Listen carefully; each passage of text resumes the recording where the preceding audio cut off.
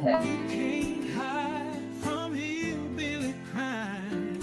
You can't hide from hillbilly crime. You can't hide from hillbilly crime. You may not know that there's a crew in town. The head hillbillies are making their rounds. Small town whispers loud and clear. The sheriff shot the judge in his chambers chair. Sheriff got a secret he won't keep. Judge shot dead in his disbelief. A lot of people have some stories to tell. Dark pass away, get the sound of a shotgun shell. All the secrets spill on down. Voices loud in this old town. From the courthouse to the ground. Rumors fly and they can't be bound. Neighbors hide behind their blinds. Whisper tales of troubled minds. Skeletons covering the mountainside. A treacherous reality in the pines. Winter reveals the hidden lies. Moonlight couldn't mask their cries. Shadows caught in sunlit skies. There's no cover, no disguise. All the secrets spill on down. Voices loud in this old town. From the courthouse to the ground. Rumors fly and they can't be bound.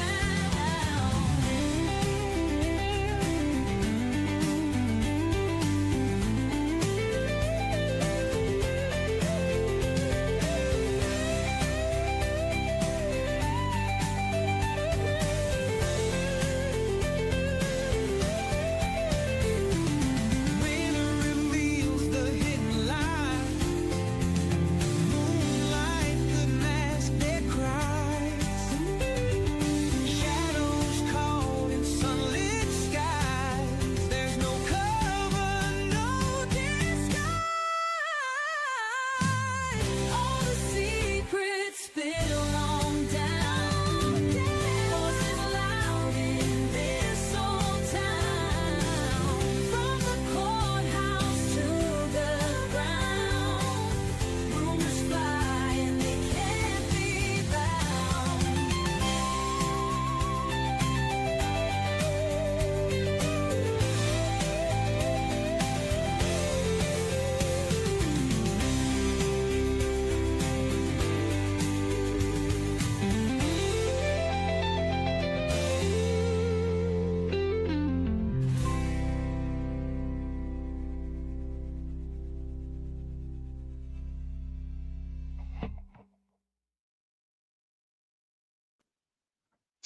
Hello again, everybody. I'm sorry for earlier. The internet went out. Really wasn't nothing I could do about it. But we are back on track now. And actually, it kind of gave us a little bit of a break because we were on that first one for almost 2 hours. So this was a long body cam. So let's jump right back into it.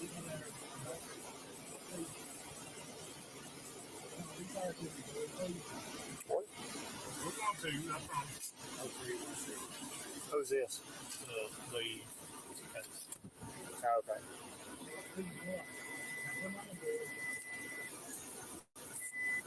It's just a piece of paper. The case. It's the case number. It's the case number.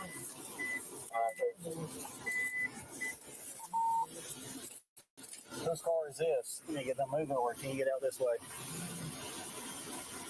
3591. Yeah.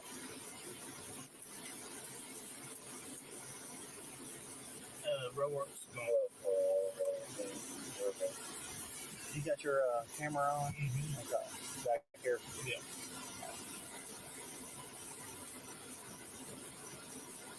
Just go. Film open this up here.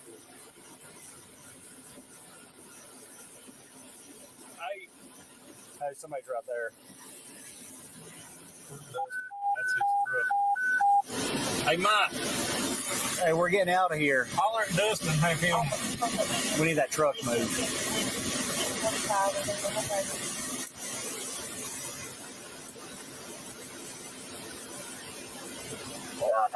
Did you get traffic point? Is that good?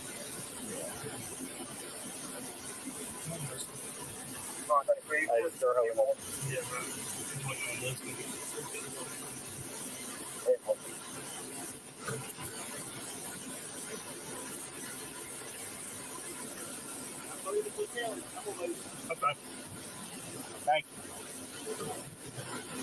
Leslie County, Mickey, like we talked about earlier.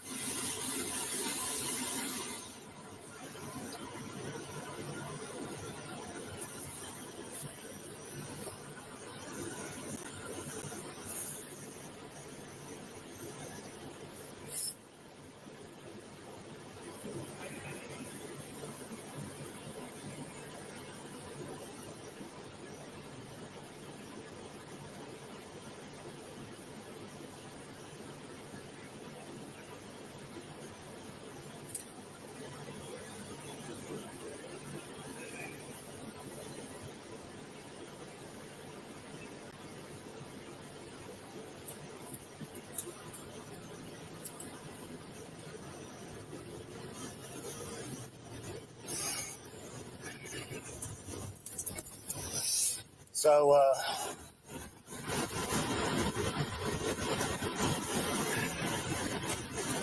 are you cool down now, Mickey? Oh, what's this car?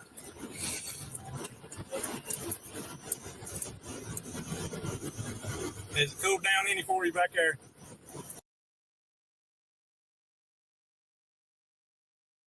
So some people are asking who's in the front seat. It's the two state police troopers. I think one of them is going to be the Bates guy. And then the other one, I thought, I'm not really sure. I don't know if it's Trooper Bates and Anthony Trotter, or if it's Trooper Bates and Detective Clayton Stamper. I'm not sure. I know it's Bates though. Not much. They're 8:15. And ours should be coming through to you. Well, they figure out Highway 80 between the Western off.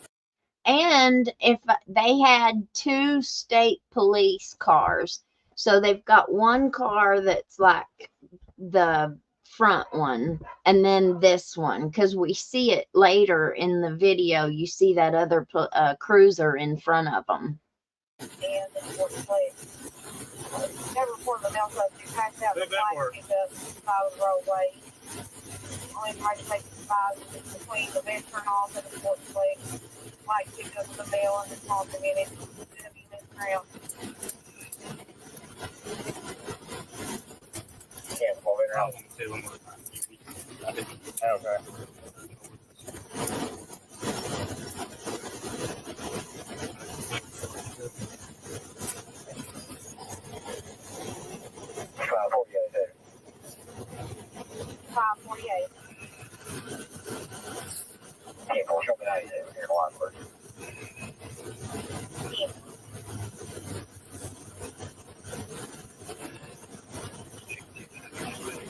Pay is 609. I'm 1012 with 362, and we're 98 with the 1015 from Letcher County on the way to Legislature County. Yeah. Okay, thank you.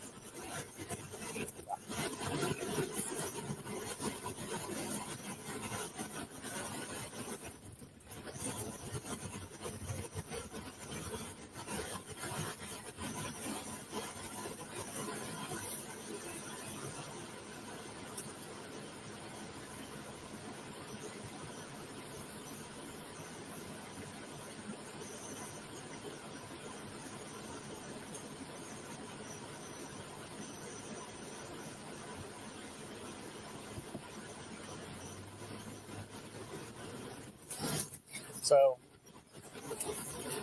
you up there, man? I'm not going to jail here. I know how to get downtown, but that can't be that hard. Roller. Yeah.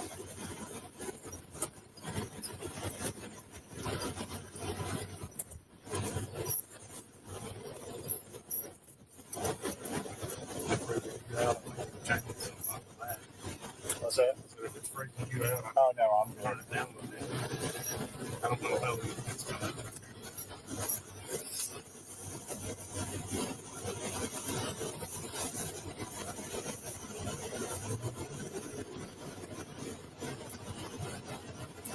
Mickey, why'd you do it?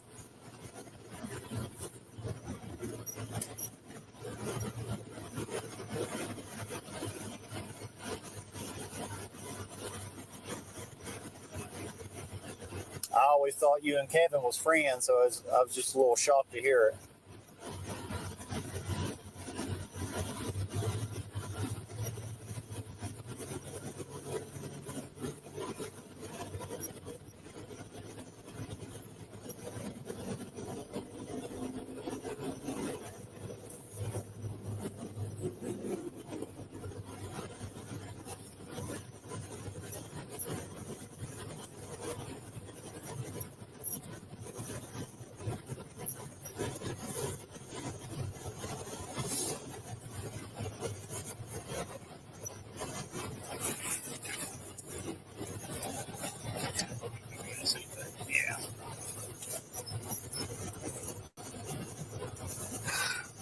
Was it over your family?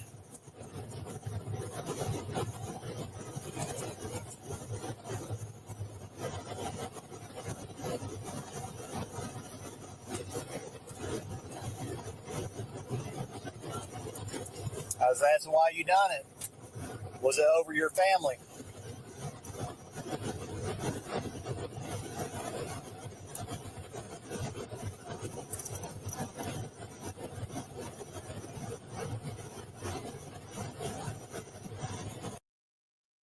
I want to highlight this comment by Rose of Sharon.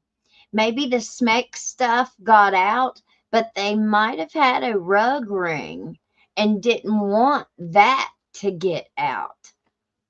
We're just speculating, of course, but I have always said that I think that there is a larger organized crime ring that is underneath this whole thing.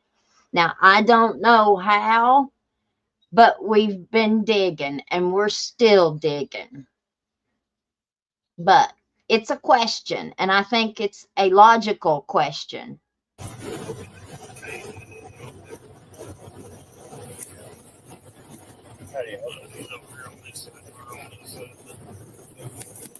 Yes, sir.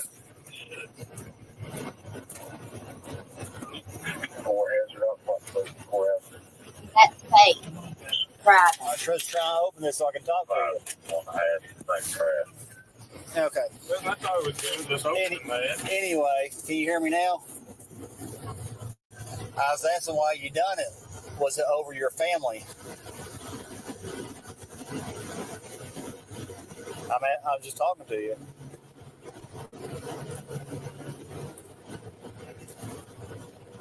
I'm just asking, was it something to do with your family or anything like that?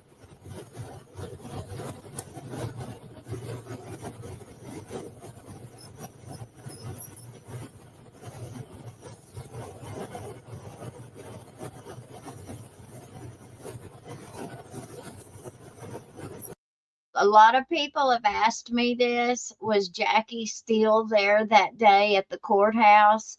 Because Stines says, I saw the look followed by Jackie when they asked him who looked at him funny or whatever. I don't think no, Jackie Steele was not at the courthouse, but I think that there is a female state police officer, and I've been told that her name is Jackie. So he could have been talking about her. I don't know. But she was there that day because we do see the female state police officer there outside in the photographs. And I don't think I saw her on the inside yet, though. She's there.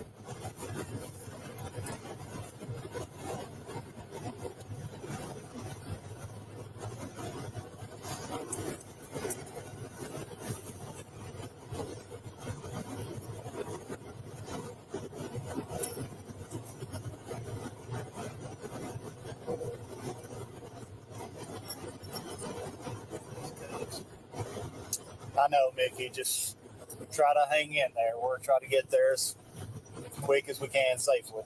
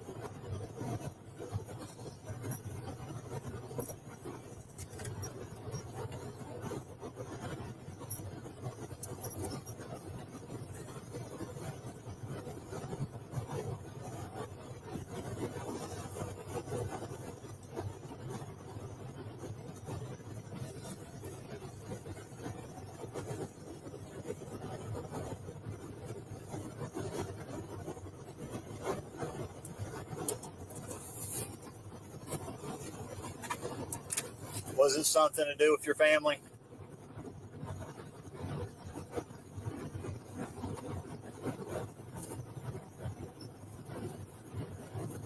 Did something happen?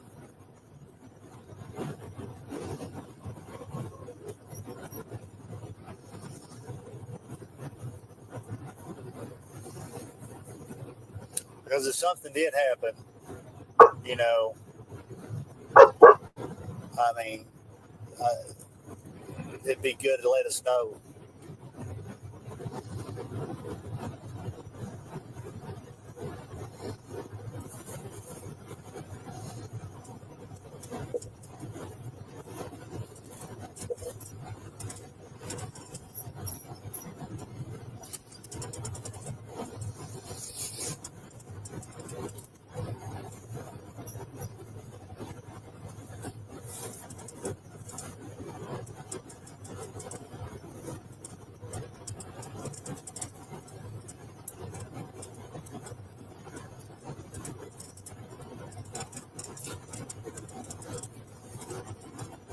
Why did you want to talk to your daughter a while ago, Mickey?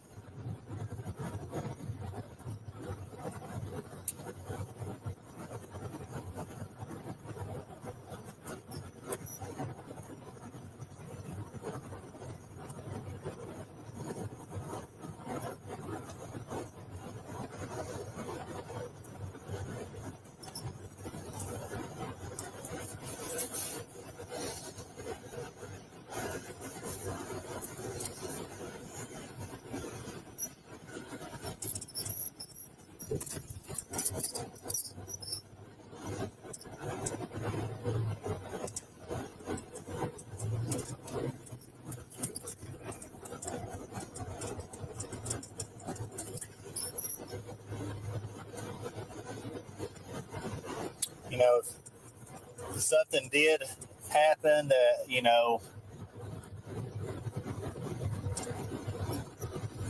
involved something that could help you when you go to trial and get a fair trial, letting us know kind of what's going on and what led to this.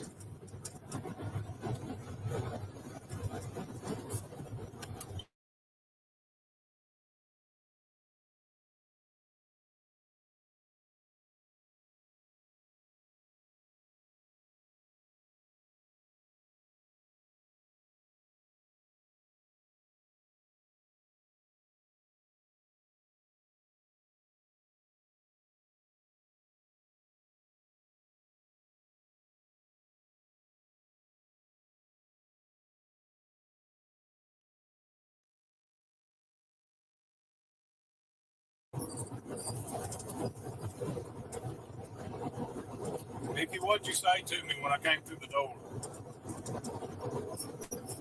Do you remember? You said something about house arrest. Do you remember that? What was that about? You mentioned something to me about house arrest, how he always done you.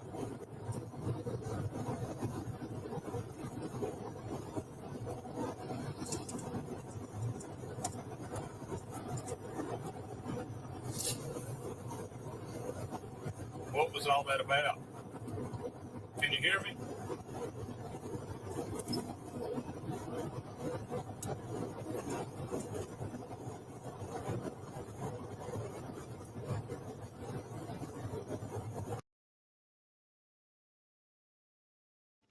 So, just to clarify that, in case anybody missed that, that cop just asked Mickey, what did you say to me when I first got there about Kevin, about what he had always done to you, house arrest? That's very interesting. That's very, very interesting. That's a whole new piece that we had not heard before. I find that very interesting too, that that's a piece that was cut out of the earlier video.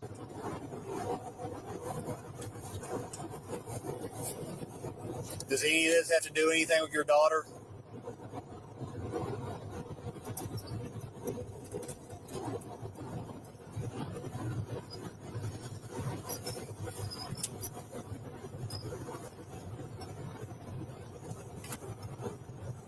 How does it sound very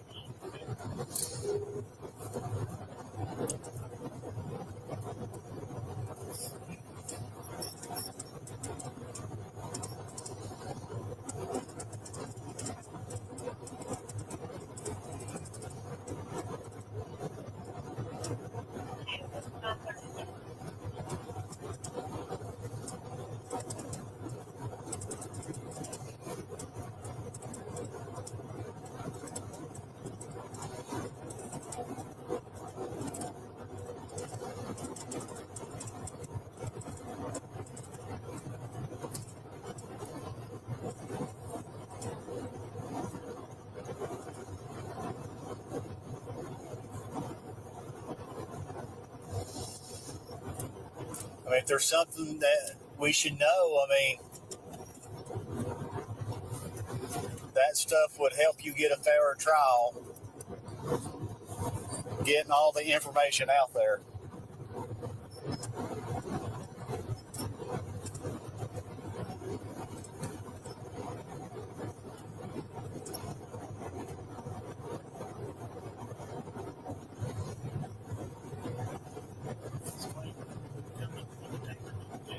No.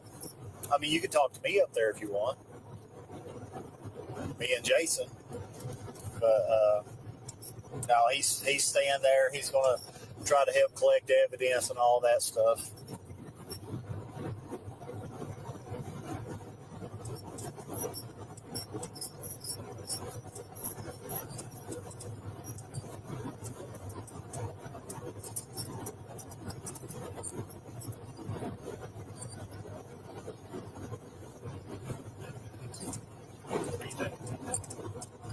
Leslie County, remember?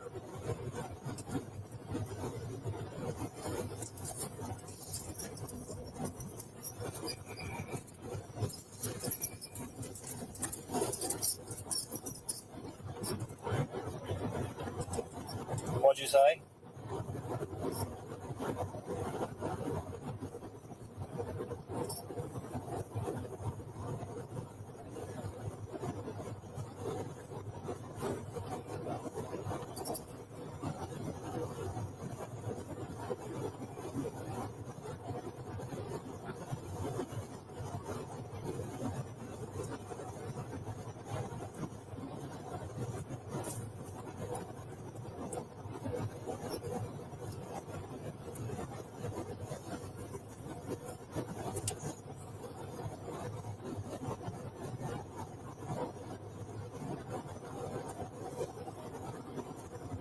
Has it cooled off any for you, Mickey?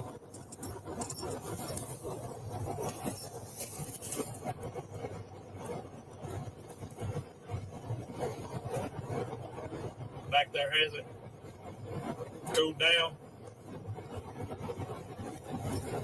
I got there on about full blast back there.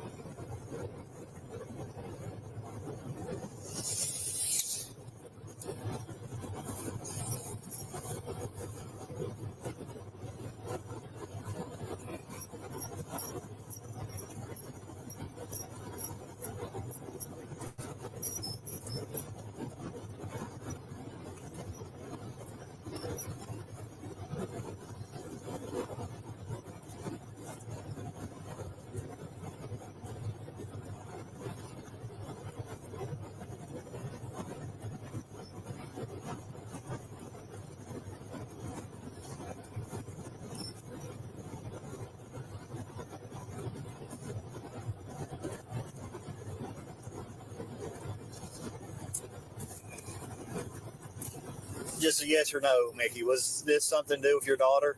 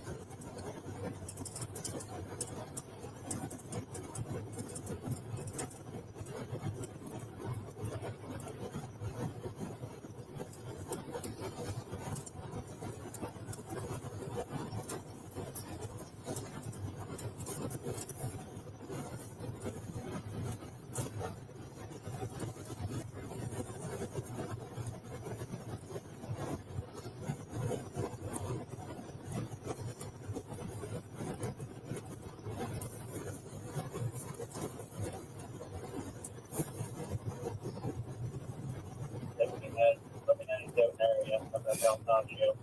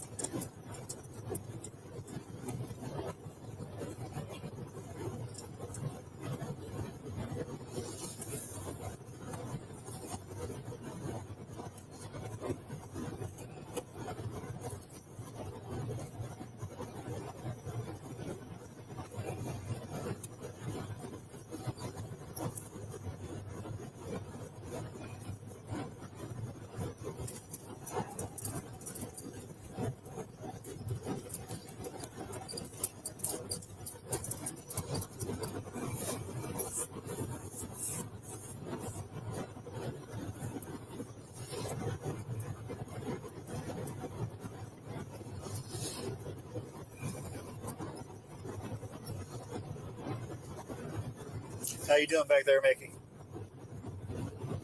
You good?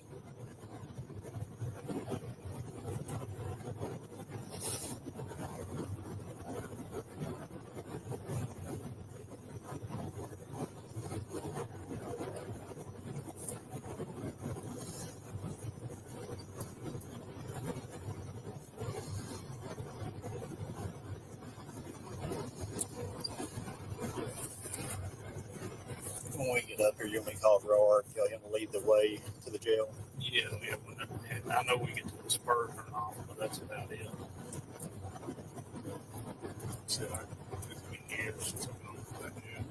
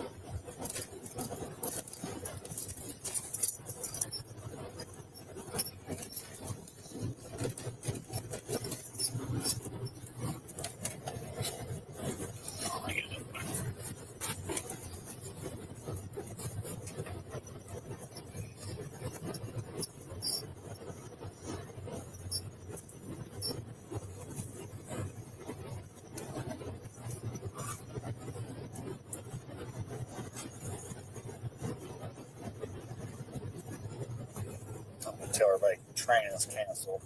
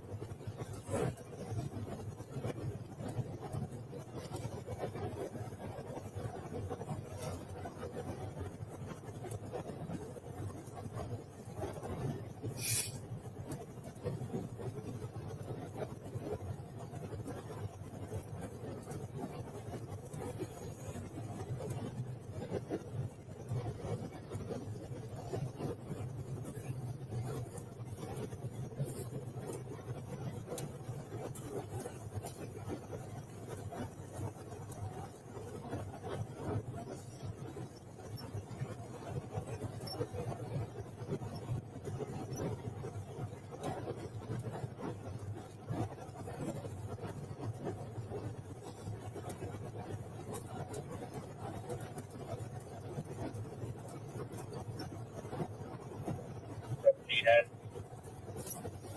Okay, 17. And Lord, I went to the range here. I'm still ETL on a black vehicle. There was one going off on the side of the road. It was a white BMW. Checked out the M4. Right.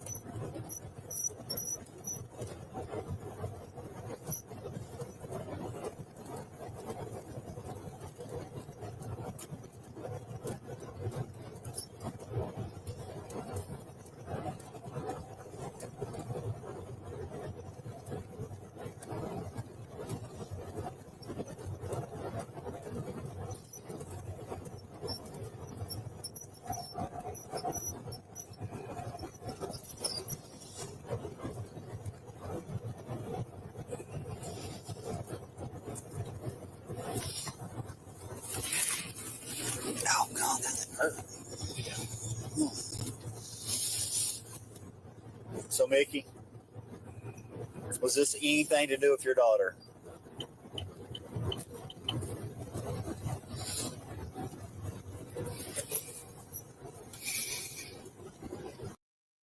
I was going to say that I found it odd that he would say that specifically. Did this have anything to do with your daughter? But as many times as what Mickey asked to see his daughter in the earlier half of the video that we watched in the earlier one, the first one, he asked to see her a whole lot.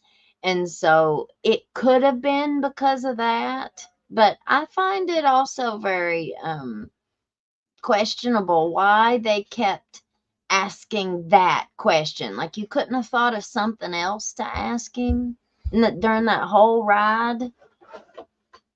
They keep asking the same question repeatedly.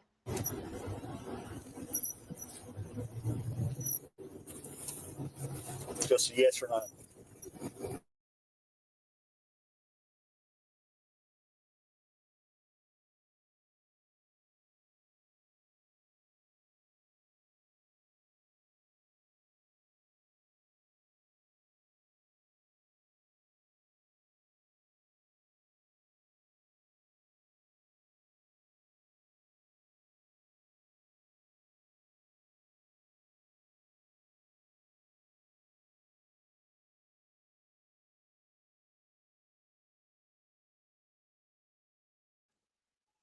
I don't know why it's doing that, y'all. I guess it's the weather.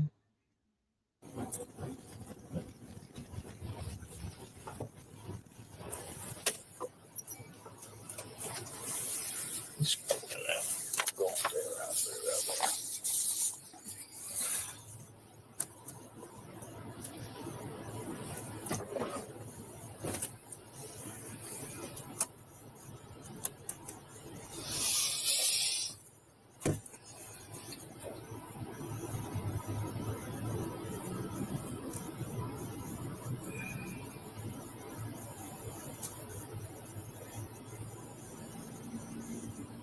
He has UT on his bike, pickup truck on the side of the road.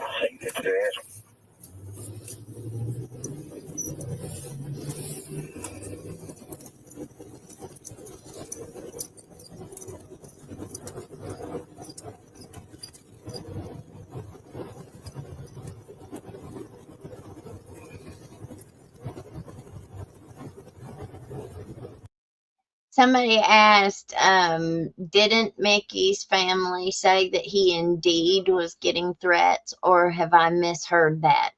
I think the only person that we've heard say he was getting threats was Jeremy Bartley, Mickey's attorney. Mickey's attorney's the one that said he was getting threats, but we've never heard that anywhere else except reportedly Mickey said to somebody after he surrendered that they were trying to kidnap his wife and kid, but we still have not heard that for ourselves.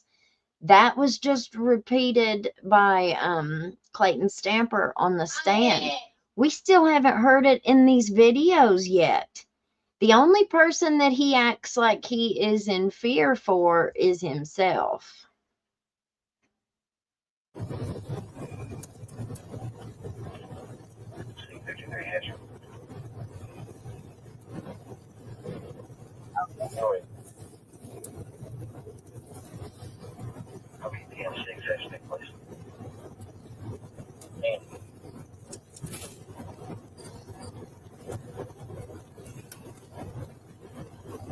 That means the video hasn't been released yet.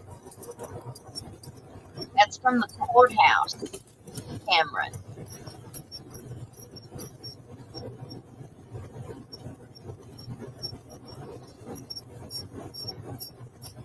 I was thinking about that earlier, and he went back inside those front doors.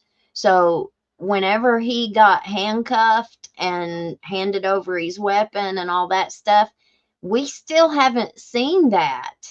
I don't think that our locals wear body cameras, but I could be wrong. So that would mean that somebody would have to put in a public records request to like the Whitesburg City Police or maybe the Sheriff's Department. I don't know who else would have had a body camera on that would have been in the courthouse whenever he got handcuffed. I don't know if state police would have even been there. Probably not. So that camera footage would come from the courthouse cameras. And I don't know if how you would even get that. I just kind of piggyback off of these other networks that are getting these footages. Like this is court.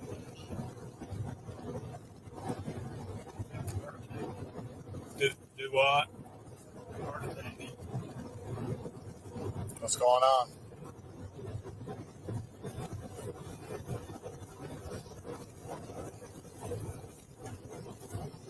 You feel okay?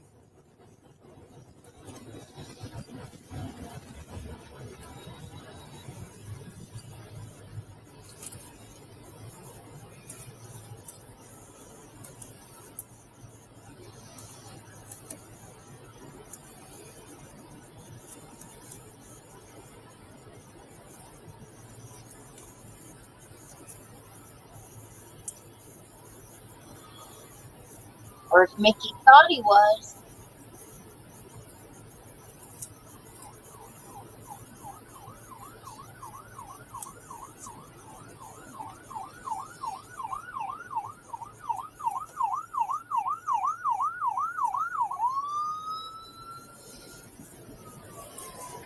He very well could be.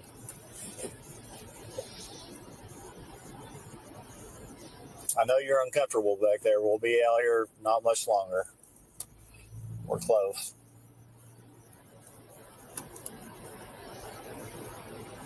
I think that's Stanford.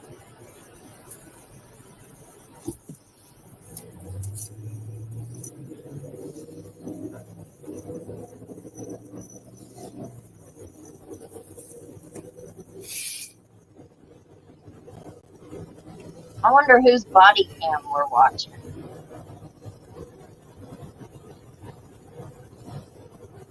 That be Trotter's?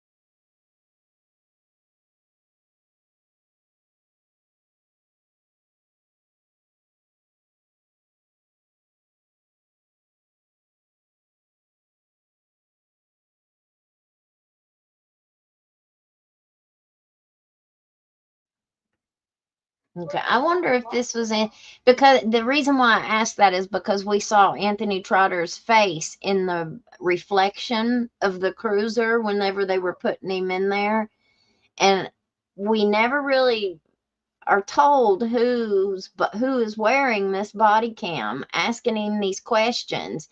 But whoever it is asking or is telling Mickey, you've known me all your life. You know, you've known me and Bates.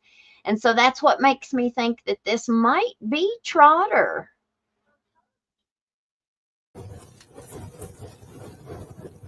I don't know.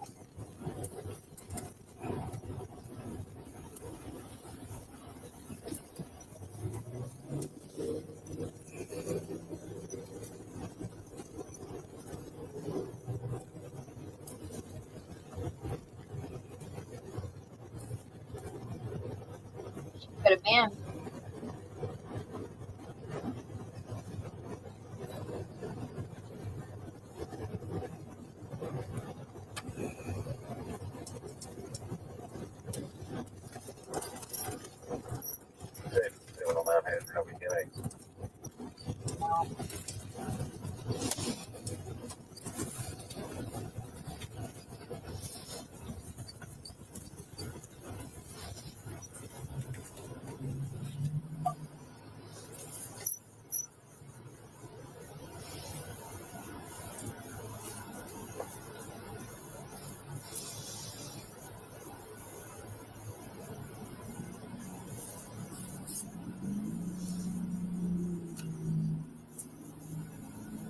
Yep, you're right, Miss Marie.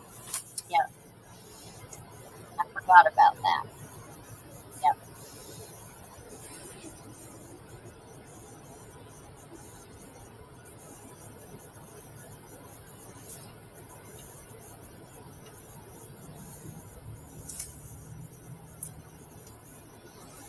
Now that's a big theory that is surfacing a lot more here lately. That if Mickey didn't take out the judge, then they were going to take out Mickey and his family. Well, then that implies that someone was putting him up to doing it. So that would lead to a bigger conspiracy, right? Well, the only way they would ever know any of this stuff is if they did like search warrants on everybody's communications. At least probable cause. Somebody said, "Oh, well, you got to have probable cause to get everybody's phones." Yeah, hello, we have a dead judge in his chambers that nobody knows why what happened. So you know, we just don't know yet. We just don't know yet.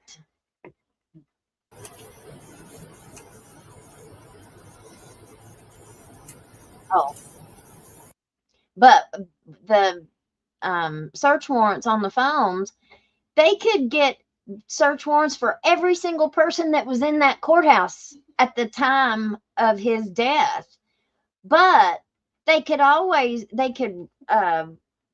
get everybody who was in his chambers that day, or who was in his chambers in his smoking room that day. I mean, that is enough probable cause to get search warrants on their communications. But they didn't. They didn't do any of that, for according to, what all I've learned about this. They only took the judges and Mickey's and the phone that was handed over to them by Christine Bowling. I think that's all they got. But we'll have to wait until they release the discovery before we ever know that for sure or not.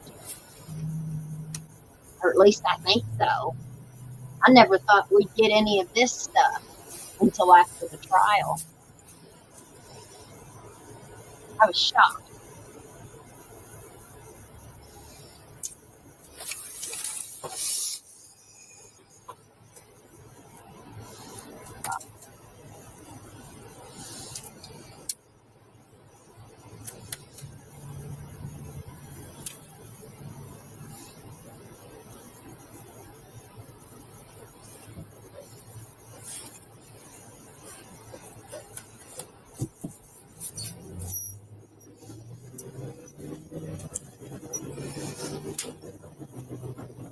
It just says Motorola Solutions, and then it has the date and time of the body camera footage. Yep.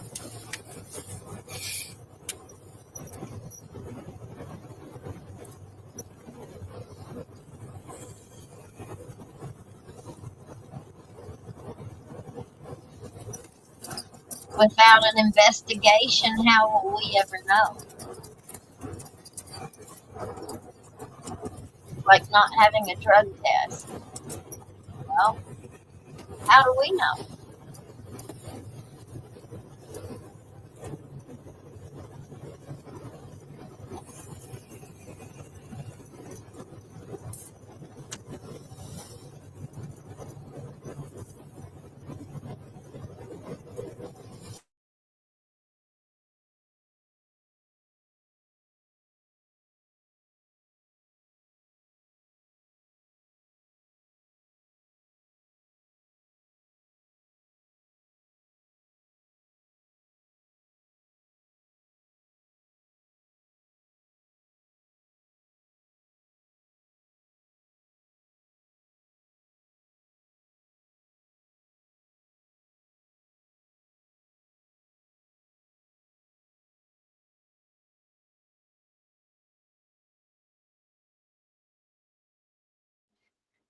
Okay. I stop it every time it freezes so we don't miss nothing.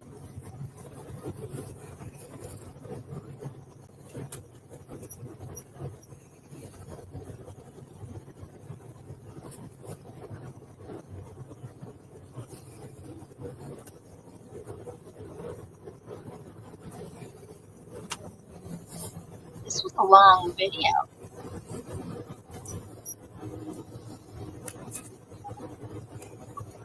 You want me to leave him up here? Do you, you're 609? There with it. Yeah, once you get the body there, somewhere in front of it.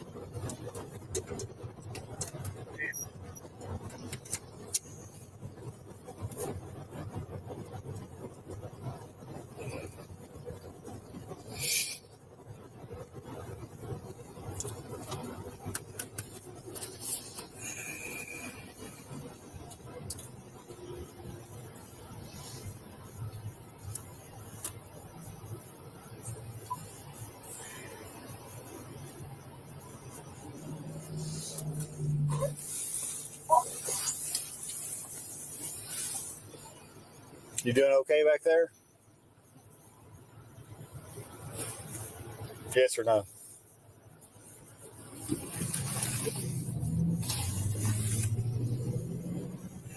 They had them everywhere, though, not just at Mickey.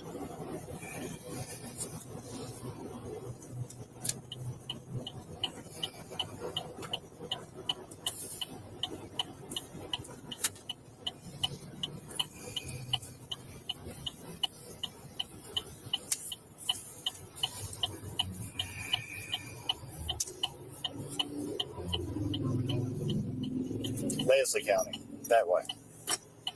That's the Breathitt County. Yeah, that's Jackson.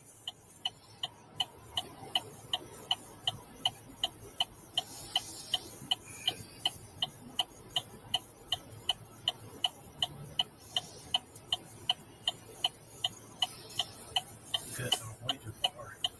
Too soon. Do what? Too soon. No, Leslie County's up here on 80.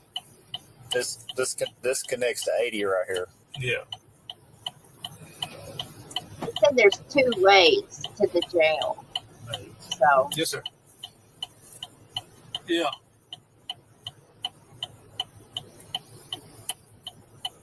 Vicky. What is it?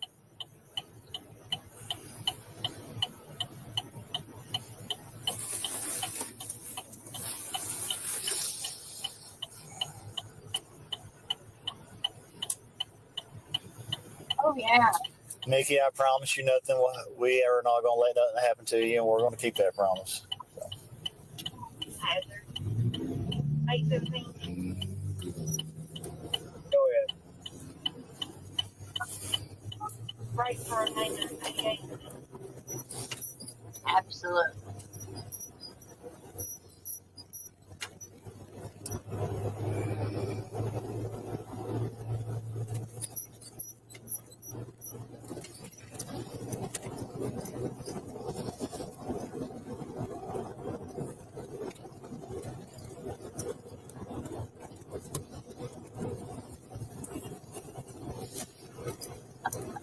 Go ahead. Sucks. Alondra Robinson.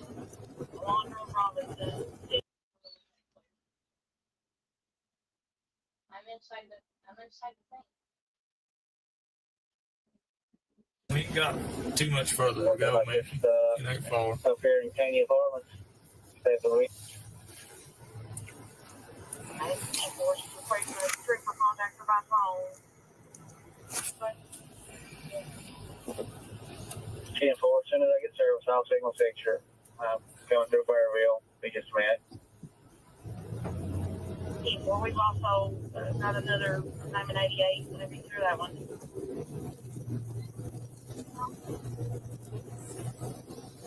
Should have took his phone too. They should have did a search warrant on the preacher's communications.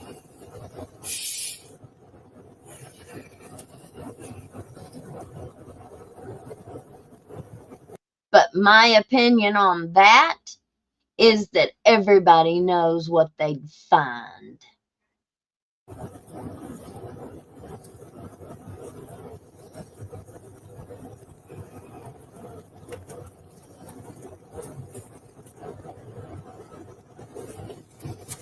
Out for false profit. No, I'm good.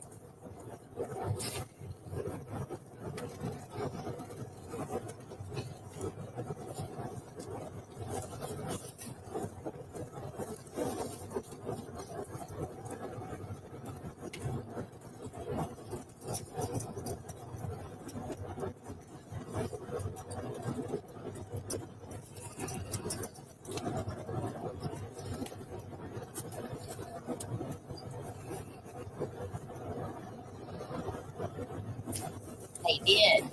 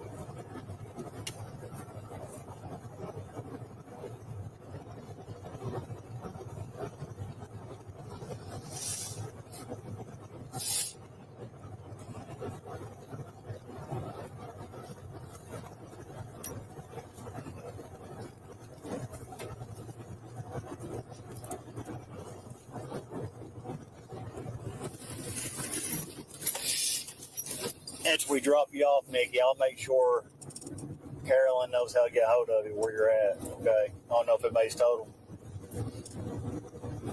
you're going here or not, but I'll make sure she knows.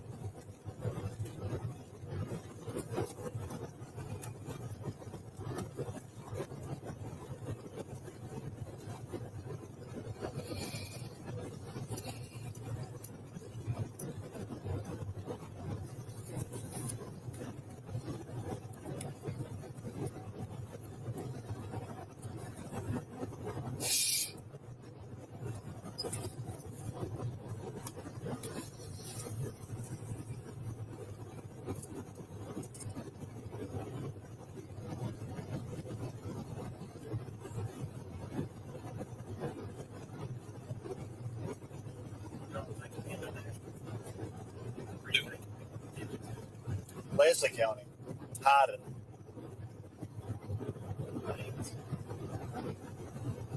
Have you been to Leslie County? Hyden. The National Forest is all around it. It's off the parkway up here.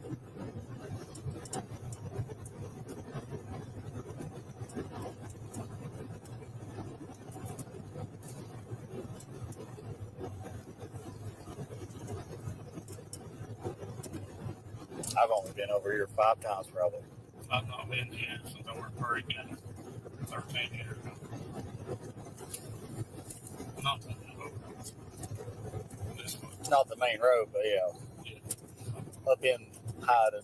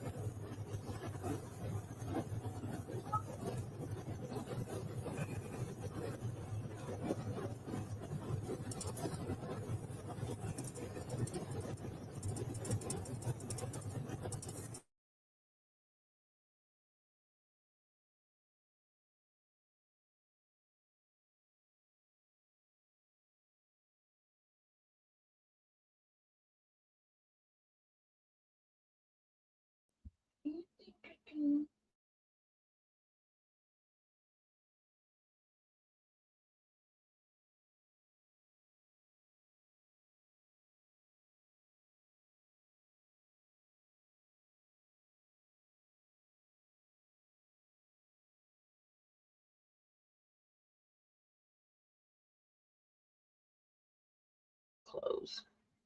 Where you at?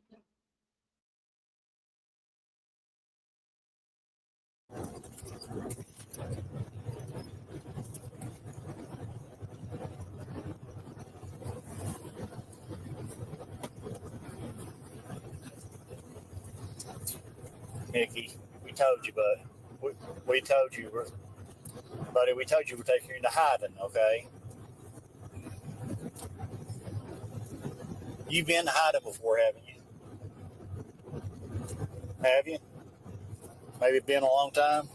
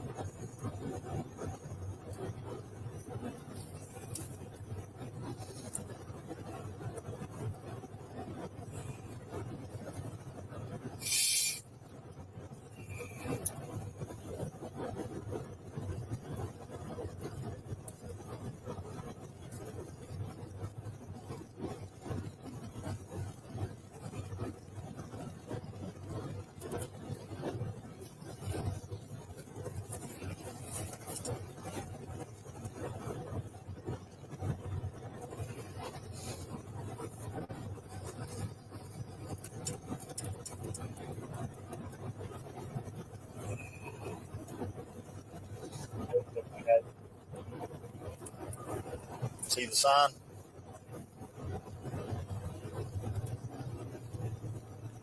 They should be. I'll be out to the canyon bar.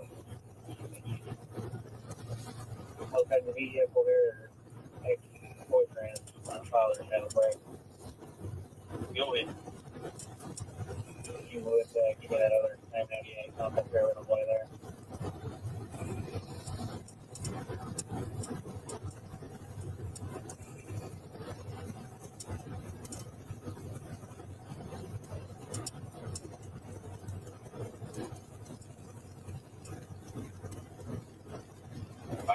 It's just 988 in Logan County. It's can't believe he is.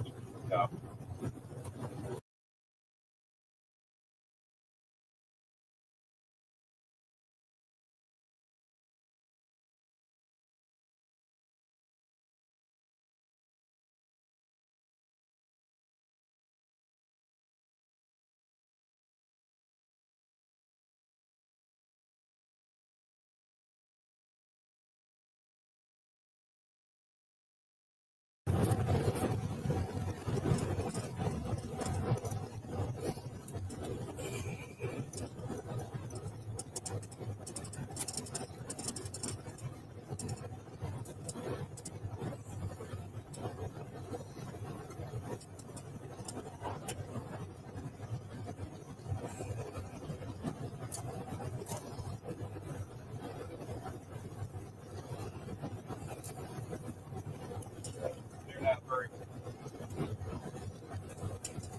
good. We had a locate her patrol place up around the creek. Down River State here.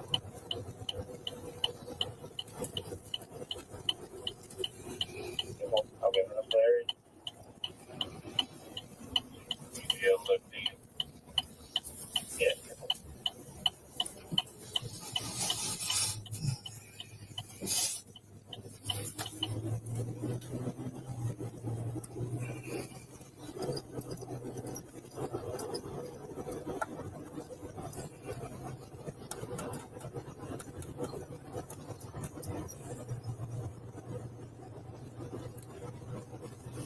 Mickey, we're almost to the jail.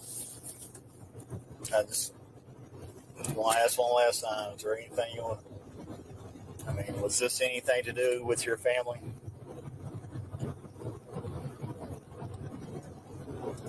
I mean, if that's some information that we need to know, I mean,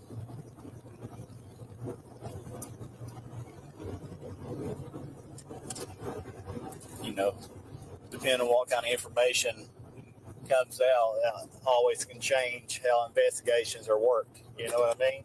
And how they're looked at. You know that.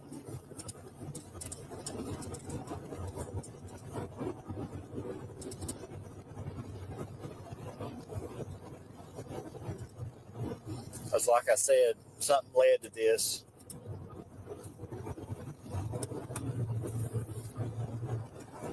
Are you on 362?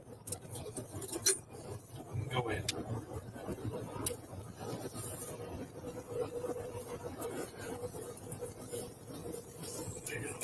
Service ain't here good. Here, we call her. Yeah. Are you on 362? Go ahead, Dave. Can you think of it? I got it. T4, I think 609. So let's see. That's 1045. So go ahead. 1045. Did you say 1040? Call 1045. Yeah. For myself, 367 and 609 be nice down here. Just wait before we get out and see what's going on here. Do what? What? Nick, we're going up to the jail. It's on top of this hill. Yes, you can see it right there. You can see Not the jail. I promise you it is. Yeah, This is not the jail. don't stress. We're right here. Where's your mom's copy? This is not the jail. I tell you what, I heard. Hey, what's up? Y'all were going. 497. It's in my front seat of my car. Clayton's got my keys. Yeah. Yeah. With some other personal property. So. Okay. Okay. We're pulling into the jail here. I'll call you back here in a little bit. I ain't got it with me. It's there. It's at the scene in my car. Clayton's got my key. Clayton's got my keys. Okay. See you. Bye. Okay, Mickey. Anyway, so I think they were talking about Mickey's phone. He was saying that he had left Mickey's phone and other property. We watched that earlier. He had taken his holster and stuff like that out of Mickey's pockets. And he must have put all that property in his car, Mickey's property in his car. And that's who he was talking to on the phone, was another cop that was there at the crime scene at the courthouse. do you want to talk about it? Is this to do with anything with your family, your daughter, or anything? Bring one in. That like button Okay. for us. Do they have to back out to get out, or does that circle out? Does it circle out or do they? Yeah, it circles out. Okay. So, is Who you passing me off to? Leslie County? We've talked about this. This is Leslie County Jail. Who you passing me off to, though? Oh, they ain't no. Nobody. He knows the way here. We didn't know the way. He knew the way here. Yeah. Y'all are passing me off here now to somebody. Mickey, I don't know why you think this. Yeah, just. Y'all are going to let somebody hurt me. No. I promise you. Quit. Yeah. Oh, I Come on promise you. now, guys. Be fair. I told you we would be. Don't pass me off to nobody. It- The only people we're passing you off to is the jailers inside here. Just the jail. Just the jailers. So, They said there's somebody in there that they got to clear out before we can pull in. Yeah, come on now, guys. well, let's talk about this real fast, Mickey. Is this anything to do with your family?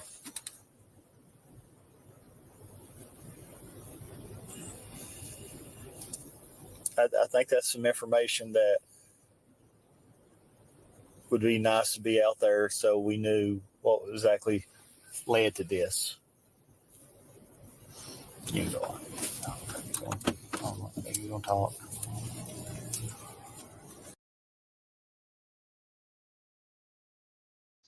Now, see, I think that's very odd. His timing for when he throws that out there just seems like it's odd timing. Like there's nothing happening that should make him afraid. There's nothing happening like secretly talking, or they're not doing anything that would cause him to get all paranoid. Like, what are they talking about? Are they talking about me? Like, there's none of that going on. And I feel like it's just they were silent for the entire trip. Mickey didn't say a word. These guys asked him a couple times, but for the majority of the ride, nobody said a word. And then they get here and Mickey's like, oh, this ain't the jail. This ain't the jail. Now, he should have said that 10 miles out, but he didn't. He said it 1 mile out. Knowing he knows that area. He knows that that's the jail. I don't care if there's 2 ways or not. If they're that close to the jail, he knows that that's the way. And then to, oh, y'all are going to let somebody hurt me. You're going to let somebody hurt me. I just find that to be very odd timing. Nothing was happening for him to even say that. Don't put me in that Leslie County van. We're not. No, we're not. They're taking you inside. Hey, pull up a little farther for me so we can look in there. Oh, What do you say so you can squeeze? that other car in. Let's still get in there and be close.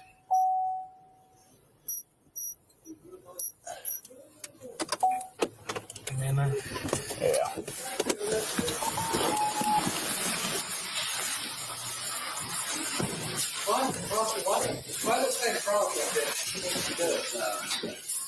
Come on out, Mickey.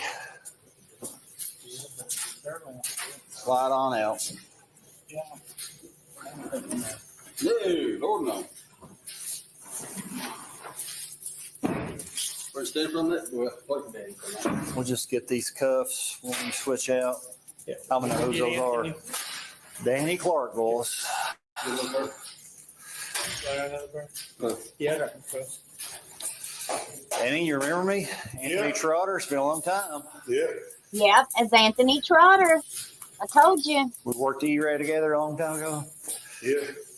Been I missed it. I've got one of the guys I work with, Ben Allen, his boys, or Darren Allen, his son Ben Allen keeps sending me videos. oh yeah, from E-Ray. Yeah.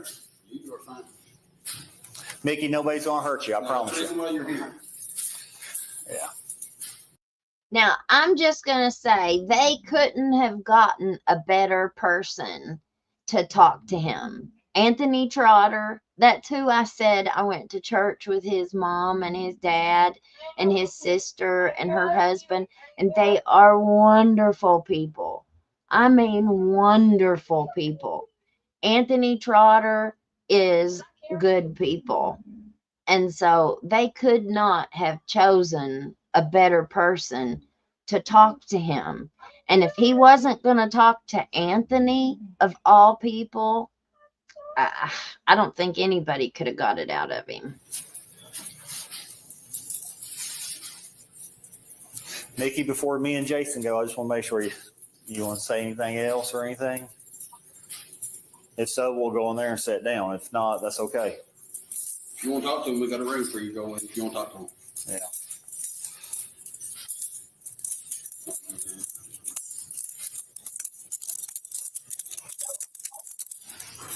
I know it ain't comfortable. You Try the best. Yeah. 2-person handcuffs is about this. So, Mickey, before we go, do you want to go in there and talk to me and Jason some more, or are you good, or you just want to go on in? It's up to you. If you do, me and Jason will walk in there with you. I just don't want nobody to hurt. Nobody's gonna hurt you. So you just gonna go on in with them, or do you want to come in there and talk to us some? He sure seems to be playing that poor, pitiful me up awful good. Like ever since I heard that he was kind of known for that, now I hear it, and I hear it a lot. I see it a lot. Nobody hurt. Well, answer that question. Do you want us to come in there and talk to us, or do you just want to go on in there with him? Come in here with me and him a minute, and let me try and tell you a little bit of what the Department of Corrections told me, so you'll understand what's going to go on. You want to hear him first? We're going. No.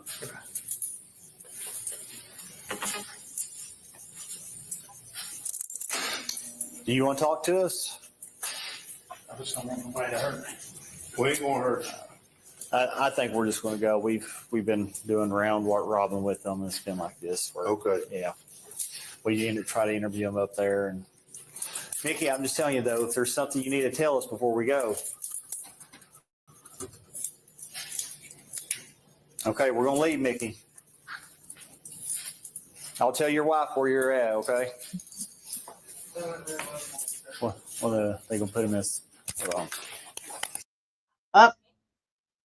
Okay, he just said, hold on, and he went to turn his camera off. So that is the end of that video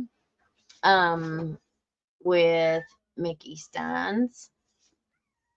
That was the end of that. So now we are going to move on to I had these set up into 2 videos. We were going to watch this in the first one, but the internet went out, so we had to do the second part here. But we are going to talk about, okay, Kentucky preachers selling recovery schemes to Kentucky politicians while they're all getting rich. Now, it's related to the courthouse mess down here in Whitesburg. In my mind, it is. I think it's all related. I think that we have, like I've said before, I think we have seen just little pieces of a larger organized crime network that and human trafficking. But I think that it has been in using the treatment services with the substance abuse that has all been in this area.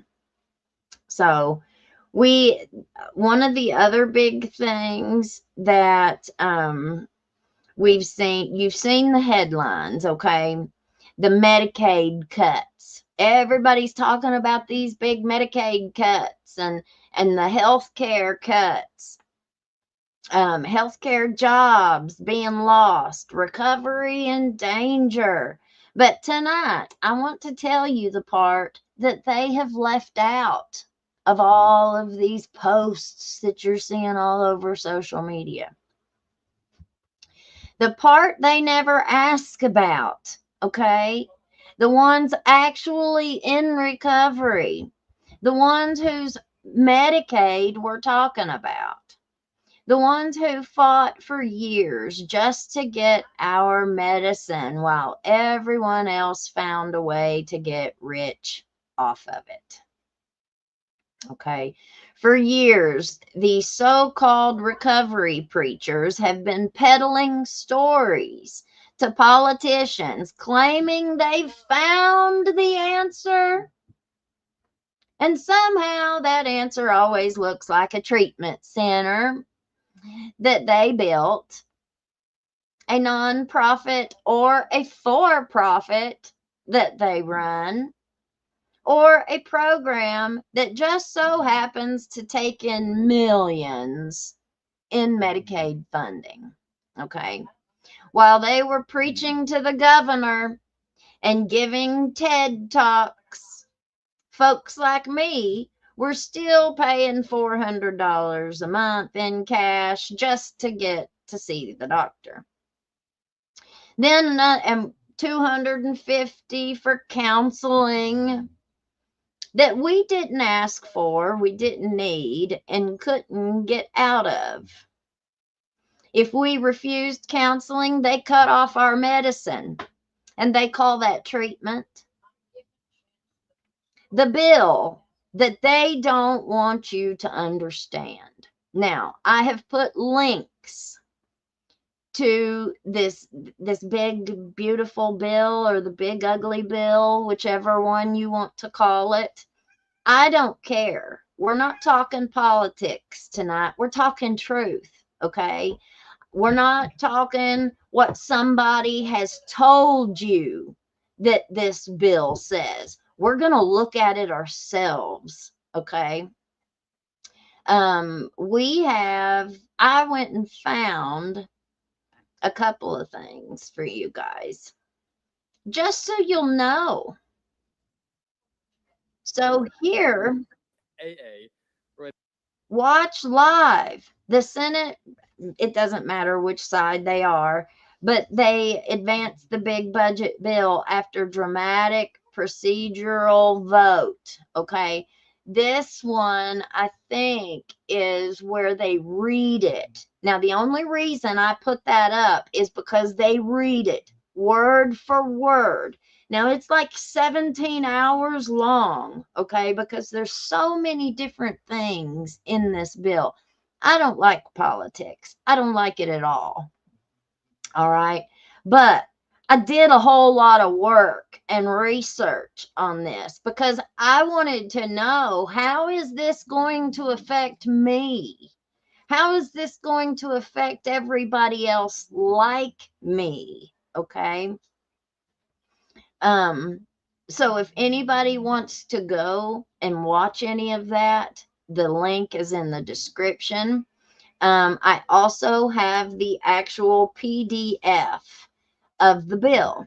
So you guys, if you are interested and you'd like to go in and look at it yourself and read it and see it for yourself, we're going to look at some of the language that I've pulled out of it. And we're going to look at it and see exactly what it does say, because we should not rely on what somebody else tells us that it says. Now, they're saying this new bill, HR 1, is going to hurt people. But the truth is, it's hurting their bottom line. It's hurting their ability to charge Medicaid $25 an hour, or however much they are charging, for a peer support that they pay $10, $12 an hour. And then they keep the rest of that money.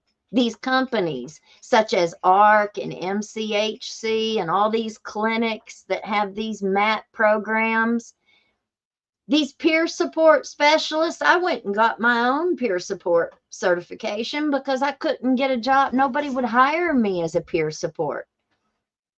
I went and found out how much it costs to get your certification. It was close to $600. What recovering addict do you know has $600 that they can go pay for that certification and that training? Very, very few.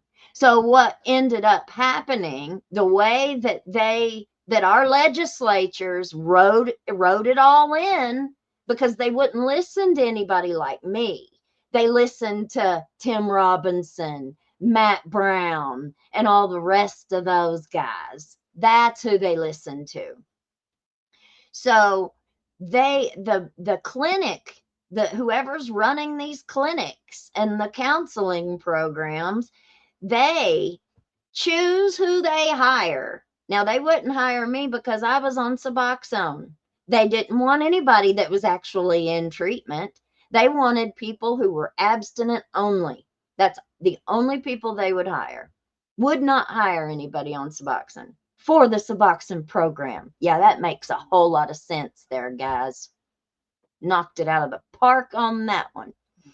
But so they choose who they hire, and they are the ones who pay for their certification.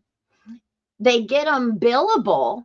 Yeah, they got our legislatures to make peer support billable, Medicaid billable, which just added to the Medicaid costs, only added to the taxpayer burden. They pay this peer support person $10 or $12 an hour, or 14, whatever they decide to pay them. But then they are the ones that have to bill Medicaid. Peer supports don't get to bill for themselves. No. The counseling department, whoever does that, bills for them. So they will pay you $10 to $14 an hour for peer support, but they're going to bill Medicaid $25, $30, however much they were allowed to. And then they keep the difference. For what? For administrative purposes? Because they had to bill for them? They get just as much as the peer support, if not more? Really? Wow. Very interesting. Now, that's been from day one. I'm very well informed on this issue, you guys. I lived it. I have lived it for the last 15 years. And I have a master's degree, so I'm very academically knowledgeable on all these issues as well. And my master's is in policy, by the way. Okay. It's hurting the fake counseling clinics that build millions in sessions with no oversight. This bill is making states prove that programs actually work, and they can't.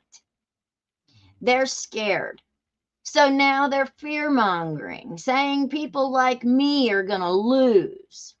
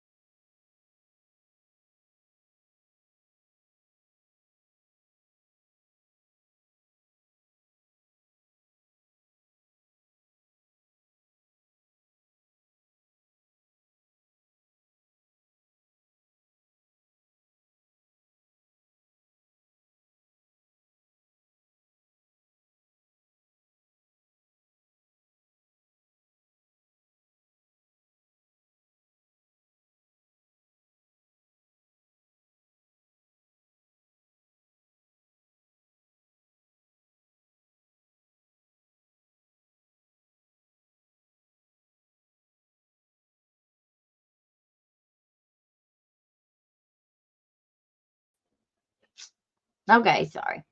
So tonight's going to be one of those shows where we pull back the whole curtain. I'm not here to defend a party or bash any presidents. I'm here to talk about what this new bill actually means for people like me, people on Suboxone, people who depend on Medicaid, people in recovery who've been ignored, excluded, and used. Because make no mistake, we are the ones that they built this industry on. And now we're the ones that they're blaming. Now, I started on Suboxone almost 15 years ago, and I'm still on it. It gave me my life back. It gave me a second chance at being a mom, a student, a person, a human being. But back then, you couldn't find a doctor to write it. Not in Letcher County, you couldn't. Not in Whitesburg. Not anywhere close, because those doctors didn't want to hurt their precious reputations by treating those people like me. We were treated like scum, like criminals. And the clinics that did exist back then, they charged all cash, no insurance. They did not accept any insurance. It didn't matter what you had.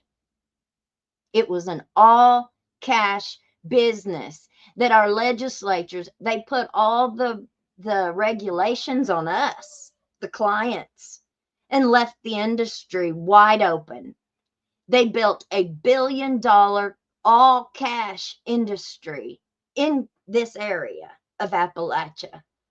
Do you think they reported all of those profits that they were bringing in? They had lines down the road and around the block at the time. And every one of us had to have $400 cash. And then you had to pay $250 for your counseling. We were forced to jump through hoops, hoop after hoop. Counseling, group therapy, compliance, just to access the medication that actually worked. They regulated us to death while the people running the clinics just packed it in their pockets. Now let's talk about what really happened, okay? These recovery leaders, and I use that word real loosely, they figured out that there was money in addiction. Their precious reputations didn't matter too much when they found out that they could make $100 million this year.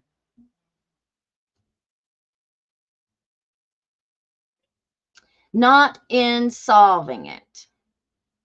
They figured out there was money in addiction. Not in solving it. Not in helping people stay alive, but in milking the system. And Medicaid was their golden goose, honey. It was their golden goose. They refused to take insurance when they could make you pay cash. Then, when they were forced to take Medicaid, they just shifted the scam. Now they bill Medicaid $25 or $30 an hour for peer support, pay the workers $10 to $15, and call it a ministry. It's not a ministry. It's Medicaid fraud dressed up in Jesus' holy name. They made you go to counseling you didn't need. They made you see peer support people who didn't want to be there. And if you spoke up about it like I did, you were blacklisted. I tried to put together programs like AA, these kind of socially supported programs. Nobody came. Nobody had the time to come. Everybody was working. People like me who were successfully working their programs had jobs. They had kids. They had things that they needed to do. We were trying to be responsible, productive members of society. Okay. Now, I'm not guessing. This is public record. HR 1, the big beautiful bill, doesn't say Suboxone anywhere in it. It doesn't say MAT treatment.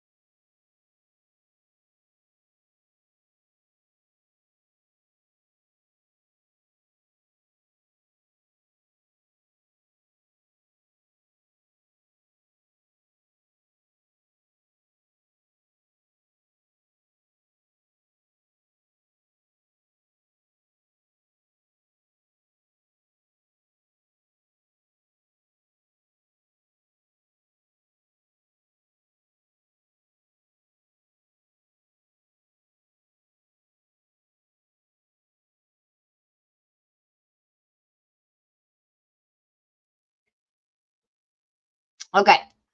So it cuts out all the extras, the fluff, the junk, the fake counseling that made people rich while people like me struggled to stay alive.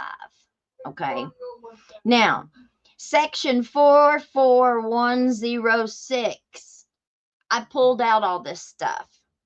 We're going to reference the bill sections. 44106 forces states to screen providers every month. That's going to catch a lot of the fake billing that clinics are doing and the banned doctors that are still making money. Okay, now you guys tell me how any of this sounds bad. The people's names who I saw on a lot of these ads were people like Matt Brown, people that worked for ARC. These are ARC's people going around passing all of this bad information off on us. And then we're supposed to just take what they say and believe it. Here's the truth, you guys. This is what's in this bill. Section 44107 makes it so states can't just say, oops, when they overpay these facilities. Now they got to pay that money back. Like whenever they overbill Medicaid. So before, apparently, there was a good faith clause. So if they overbilled Medicaid, they did so in good faith. And so they weren't charged because they just automatically were given some form of immunity, some form of good faith immunity. Are you joking me? Who knew about that? Because I sure never knew about that. And now they got to pay the money back. So does that mean that they didn't have to pay it back before? And even if now through this, even if they are the ones who told on themselves, like we heard ARC did. So whenever the FBI investigation into the Medicaid fraud was spawned, from what I understood, ARC was the one who called in and said, oh, y'all, I'm sorry. We overbilled Medicaid. Was that trying to get ahead of it? Who knows? But it sounds like that to me. Now, these are all preachers, all of them. Tim Robinson is a career lawyer, went to law school with our Kentucky Attorney General himself, which is why our Attorney General's office had to recuse themselves from the Medicaid fraud investigation. We're going to watch the DOJ announcement. The Department of Justice has just charged a bunch of people with healthcare fraud. So we're going to look at that too here in just a minute. Section 44135 says any new program has to be budget neutral. That means if you can't prove your peer support center saves more than it costs, you're out. Now, peer support is directly related to Matt. So keep that in mind. Suboxone is not in the bill. The word Suboxone is nowhere in it. The word MAT, M-A-T, medically assisted treatment, is nowhere in it. But it brings up the peer support. It does bring up recovery. Okay. So if you can't prove your peer support center saves more money than it costs, it's cut. It's out.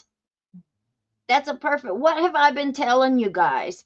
If they would cut all this extra funding for these rich cats, these fat cats to keep getting their pockets full, all we need is our medicine. That's it. That's all we need. Now, I can't help it that somebody saw the big upturn in counseling, so they went to school and got a counseling degree, thinking that they were going to make over $100,000 a year in this industry. I can't help that. That's not my fault. And now all of a sudden, the government's coming in like, oh, no, no, no, no, no, no.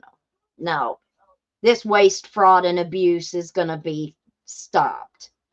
Well, I'm sorry. Maybe you need to work as a counselor at, at the normal rate. Like, why did it go from 30? I was a substance abuse counselor. We didn't make no more than 30 grand a year.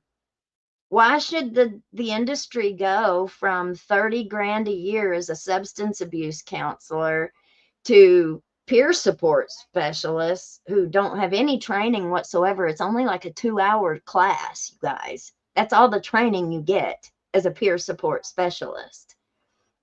Why should they make more than me as a substance with a master's degree? Like, that doesn't make any sense. And it also doesn't make any sense that the peer support specialist should only get $10 to $15 an hour, while the company who employs them and paid for their certification doubles that. Bills Medicaid double that and takes half of it themselves. No. Okay. Section 44135. Okay, that's the one we just read. So yes, this bill hits Medicaid, but it hits it where it's been abused the most. It doesn't hurt recovery. It hurts the recovery industry. And they're not the same thing. Now, you know who's out there fear-mongering right now. It's not the patients, not people on Medicaid, not people in recovery. No, it's the preachers, it's the nonprofits, it's the for-profits. It's the people that were in bed with these treatment centers.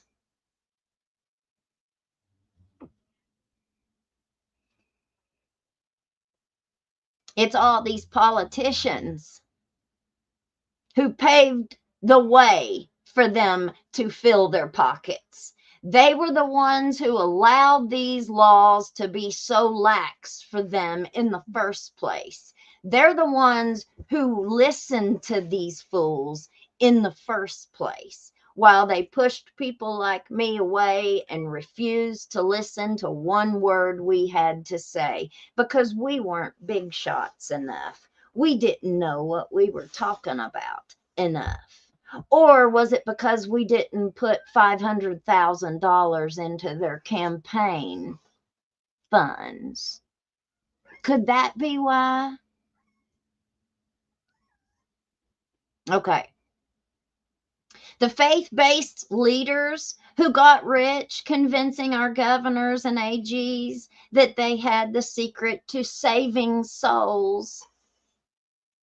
And while we were scraping together the money for medicine, they were meeting with lawmakers, throwing galas, making connections. They convinced the state that peer support was essential, but only their peer support, not people like me. I've never used my certification. Never. Nobody's ever hired me. I've done a whole lot of it for free, though. I've done a whole lot of peer support counseling for free. Oh, yeah.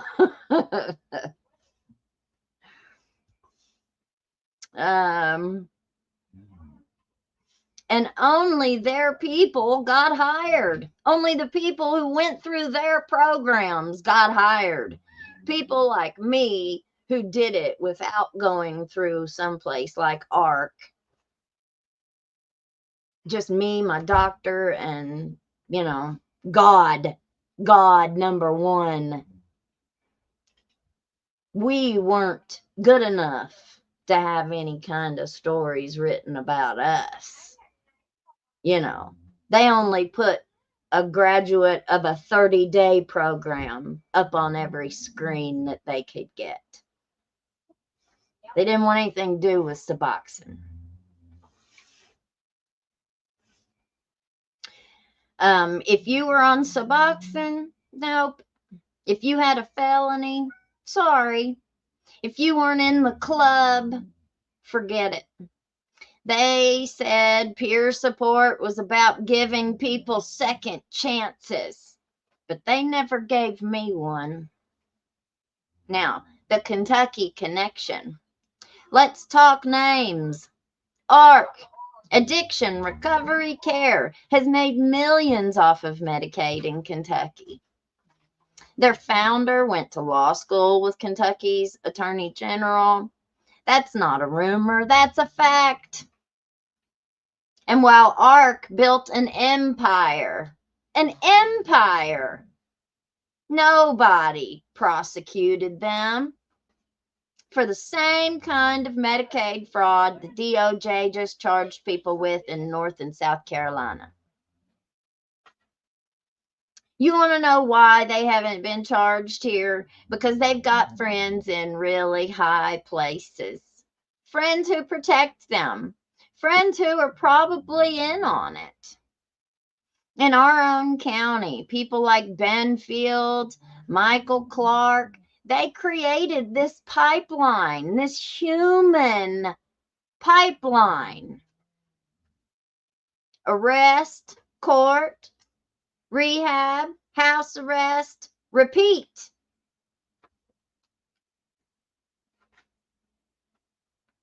They controlled both ends of the system. That's not justice. That's human trafficking, dressed up in a recovery t-shirt. So here's the part that nobody wants to talk about. The preachers got paid. They got paid as community liaisons in the courthouses.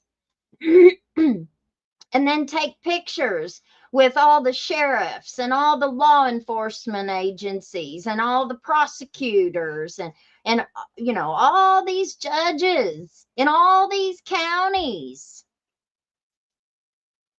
in Kentucky. The courts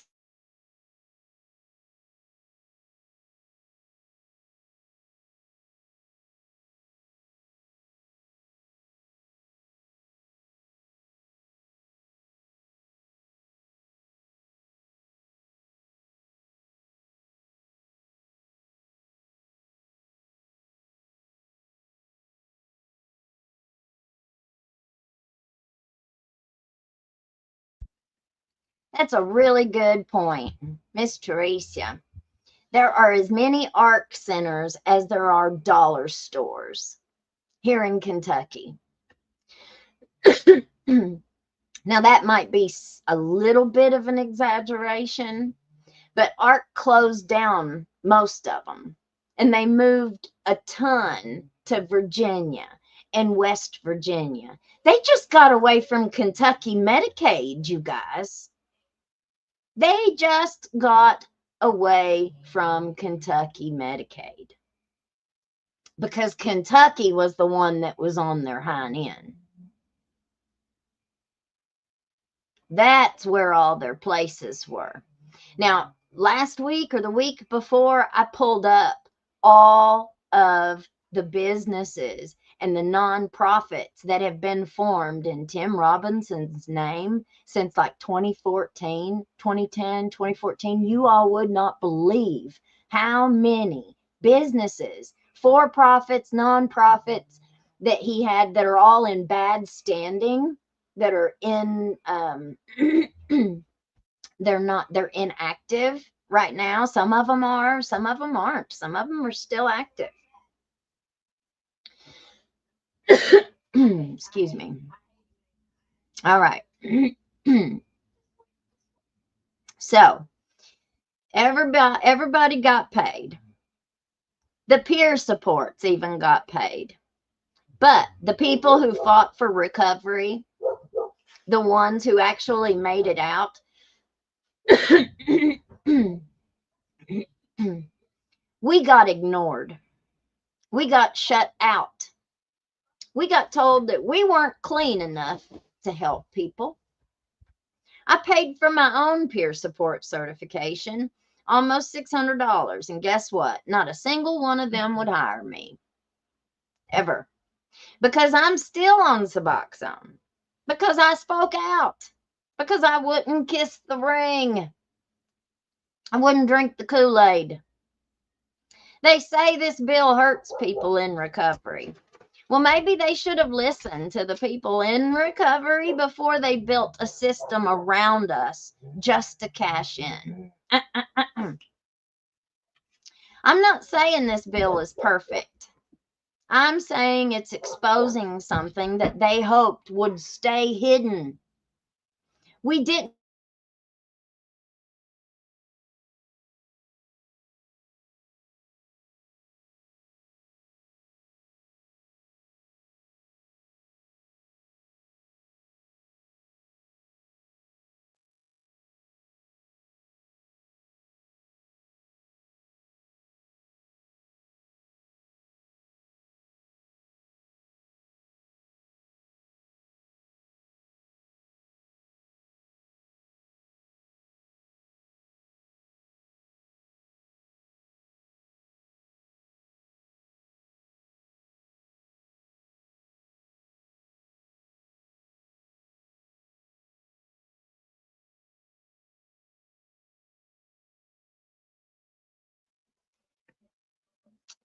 Maybe now they'll finally be forced to get back to my place.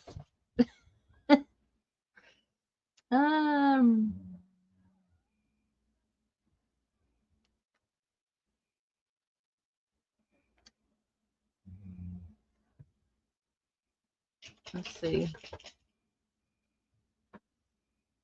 Maybe now they'll be finally forced to do the right thing, period. Let's see. Now, let's watch this DOJ. I lost my place on it, but that's okay. Let's watch this DOJ.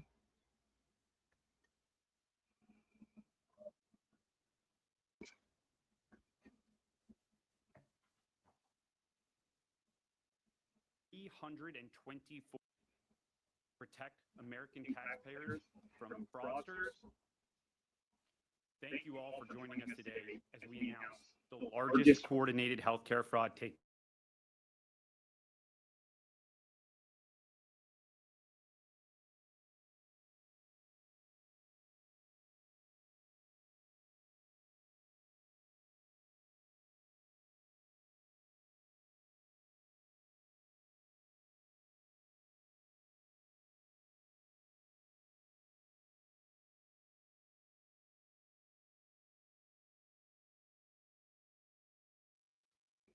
Now, hopefully we're going to get through this, guys. I hate that it's doing it. The integrity of America's healthcare system. We are announcing today charges against 324 defendants for their alleged participation in healthcare fraud schemes involving approximately $14.6 billion in false claims submitted to Medicare, Medicaid, and other healthcare programs. In a takedown this large, I can't possibly describe all of the work that went into dismantling each scheme, but there are 4 key points that bear emphasizing. First, let me be clear about what these healthcare fraud schemes mean for every hardworking American family. These criminals didn't just steal someone else's money, they stole from you. Every fraudulent claim, every fake billing, every kickback scheme represents money taken directly from the pockets of American taxpayers who fund these essential programs through their hard work and sacrifice. And when criminals defraud these programs, they're not just committing theft. They're driving up our national deficit and threatening the long-term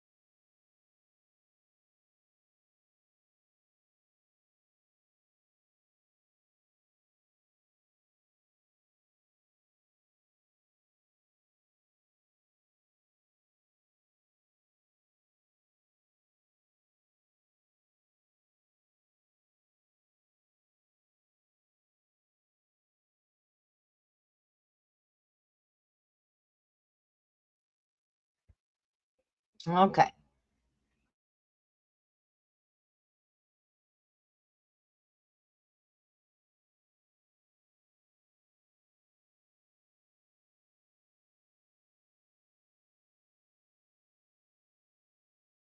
Get her, you all.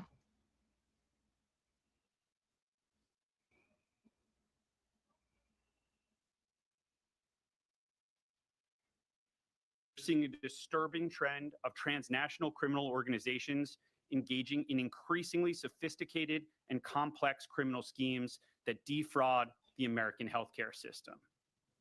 As part of this takedown, we've identified and charged defendants operating from Russia, Eastern Europe, Pakistan, and other foreign countries. These individuals have infiltrated our healthcare system to steal American taxpayer dollars. As just one example, we dismantled a scheme involving a sophisticated operation run from Russia and Eastern Europe that strategically bought dozens of medical supply companies in the United States and submitted more than $10 billion in fraudulent healthcare claims to Medicare. To make matters worse, these perpetrators used the stolen identities of more than 1 million Americans spanning all 50 states to perpetrate this scheme and submit these false claims. But I'm pleased to report that federal agents intercepted and arrested key members of that organization at U.S. airports and the U.S.-Mexico border, cutting off their intended escape routes. The days of transnational criminal organizations using the American healthcare programs as their personal piggy bank are over.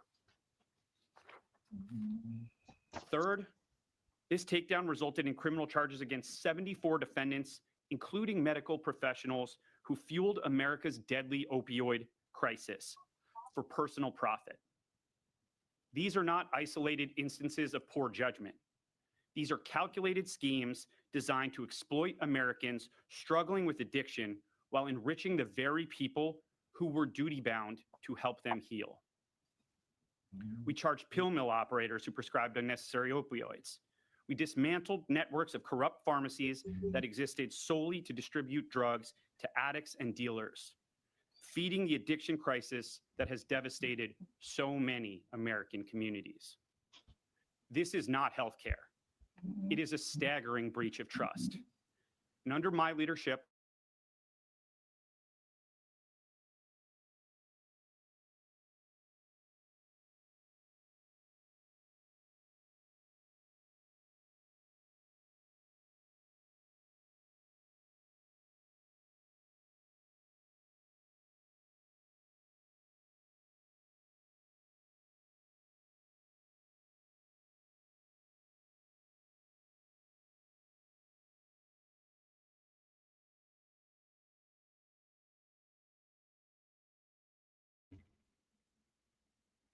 Okay. many of the defendants charged as part of this takedown specifically targeted our most vulnerable citizens, elderly Americans in nursing homes, individuals with disabilities, those battling serious illnesses, and more. For example, our prosecutors charged 7 defendants, including 5 medical professionals, in connection with approximately $1 billion in fraudulent claims to Medicare and other healthcare benefit programs for performing medically unnecessary skin grafts on dying patients as they were seeking to spend their final days with dignity and peace. That conduct is exactly as callous and disturbing as it sounds. Patients and their families trusted these providers with their lives. Instead of receiving care, they became victims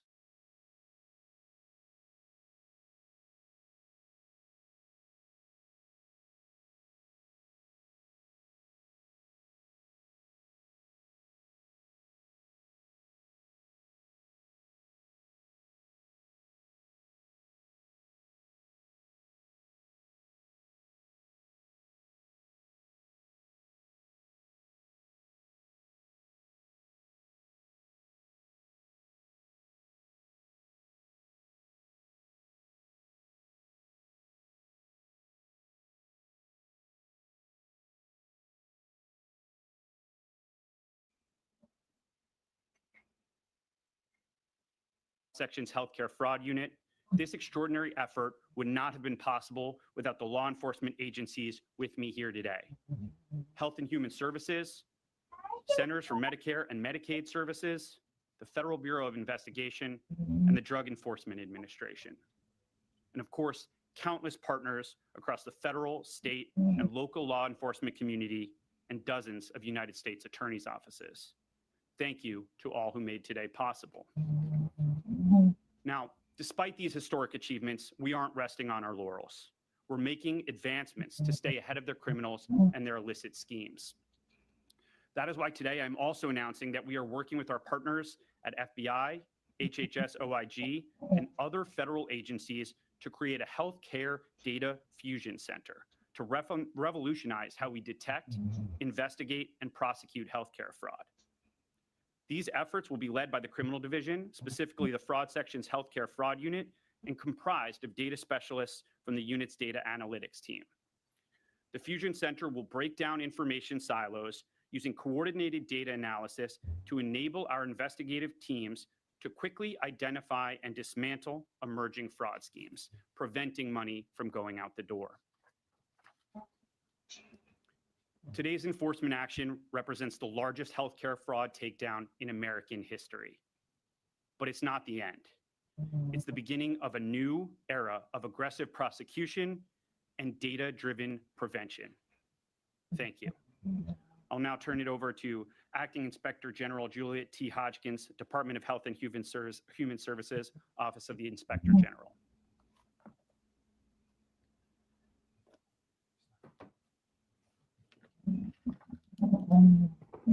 Good morning, and thank you to Mr. Gagliotti and to the Department of Justice for inviting me to join here today. Combating fraud, waste, and abuse in Medicare, Medicaid, and other HHS programs is our mission at the Office of Inspector General. I am proud to be here today representing the tremendous work of our criminal investigations team in this takedown.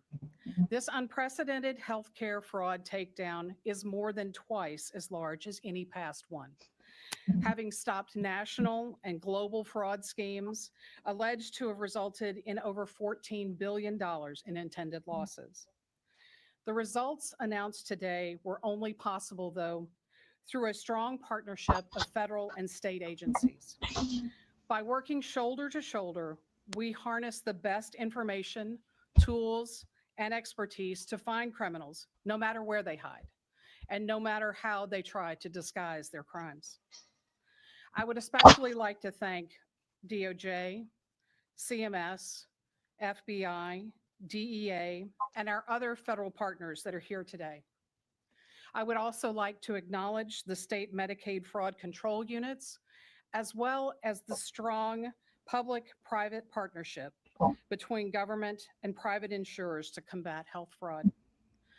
Simply put, criminals go where the money is.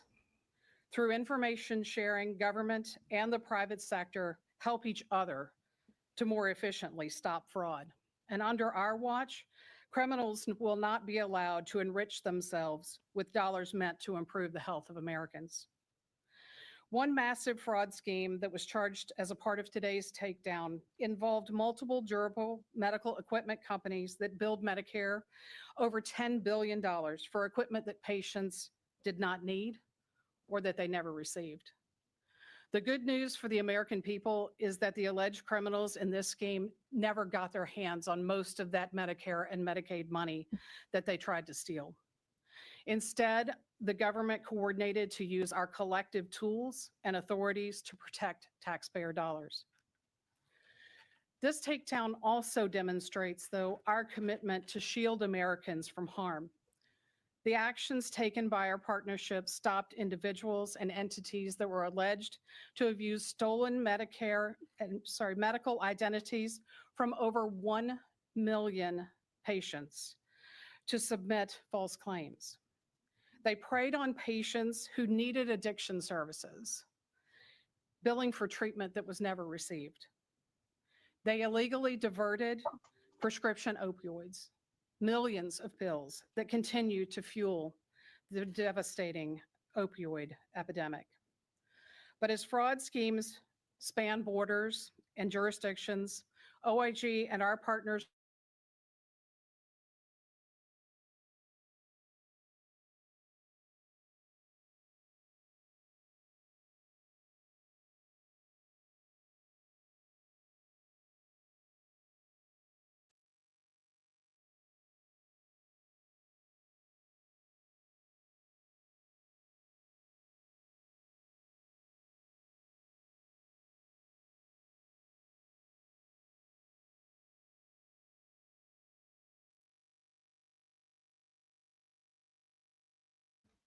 It's all about the Benjamins, y'all. It's all about the Benjamins.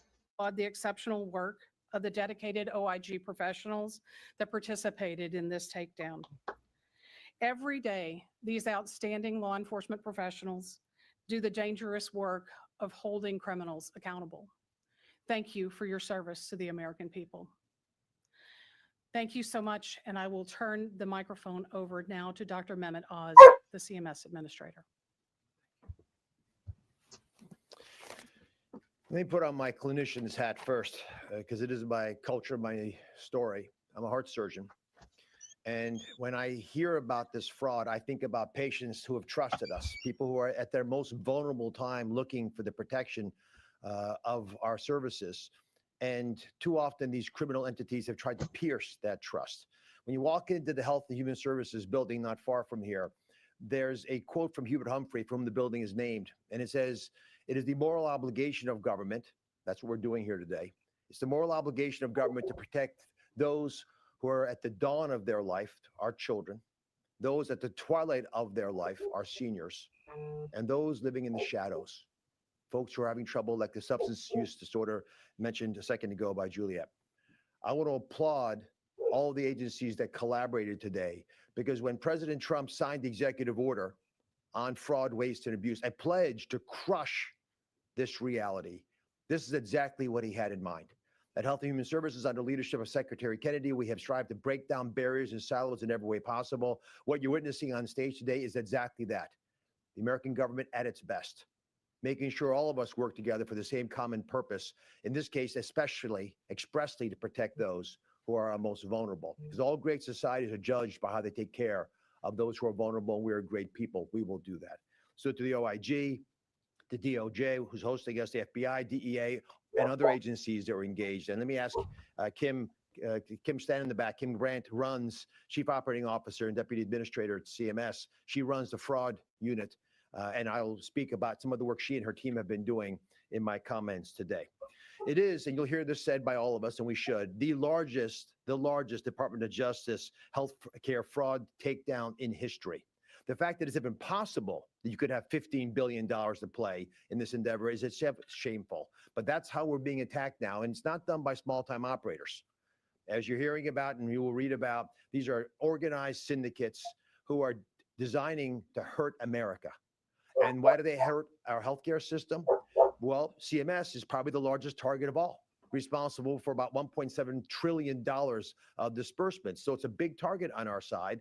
And they can pierce the veil of protection by just getting identifier numbers from our seniors or Medicaid recipients or others, and thus use those tools, use you, the American people, to hurt us.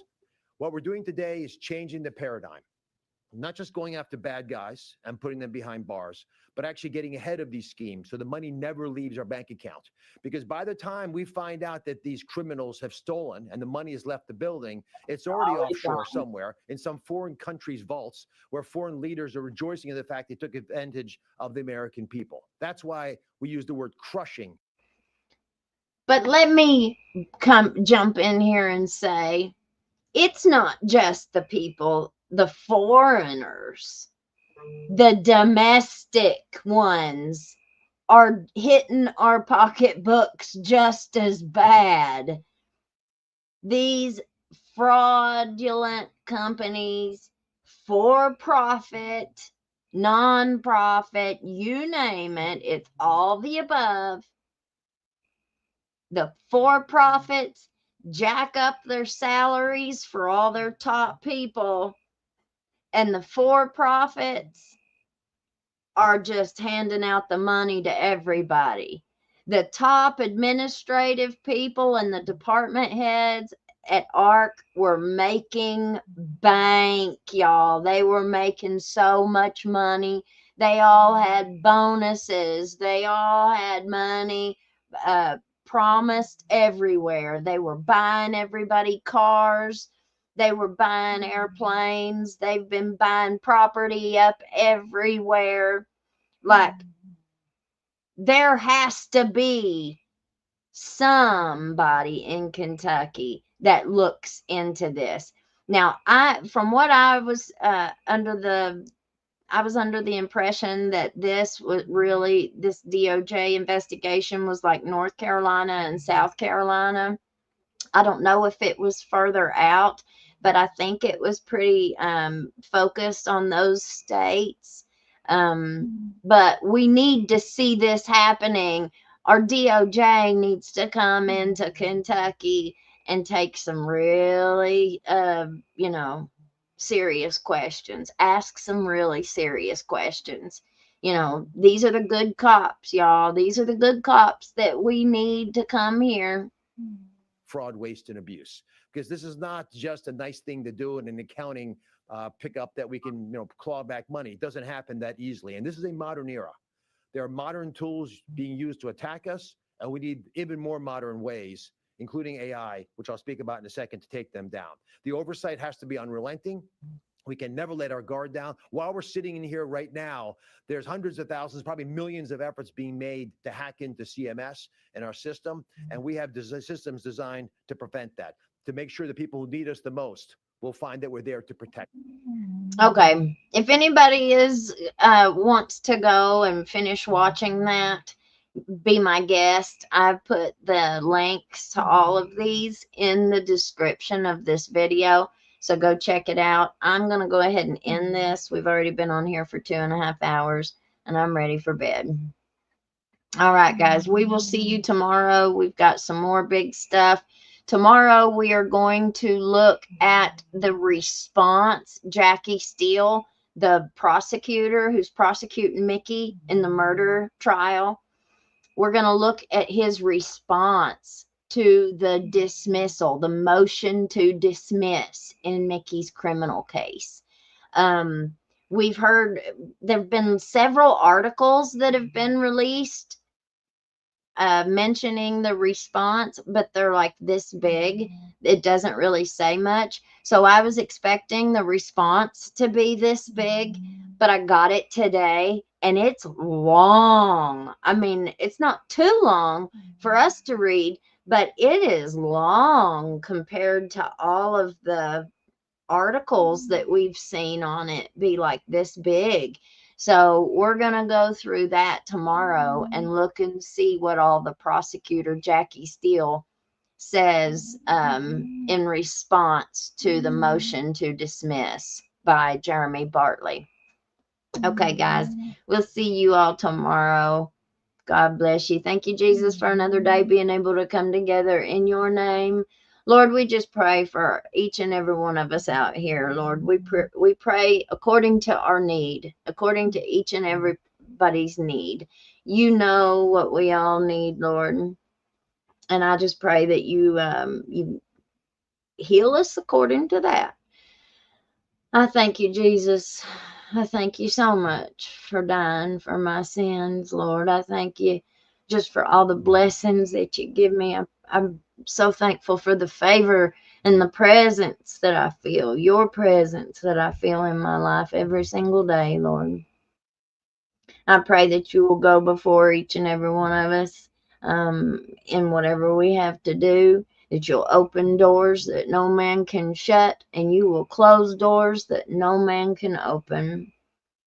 I pray that you'll forgive me for my sins, Lord. Every day I ask that you forgive me for my sins. Until we meet again tomorrow, Lord, we give you all praise, honor, and glory. In Jesus' name, in Jesus' name. Okay, guys, we will see you all on the flip side tomorrow. Sleep tight and don't let the bed bugs bite. Peace out, Girl Scout. Bye.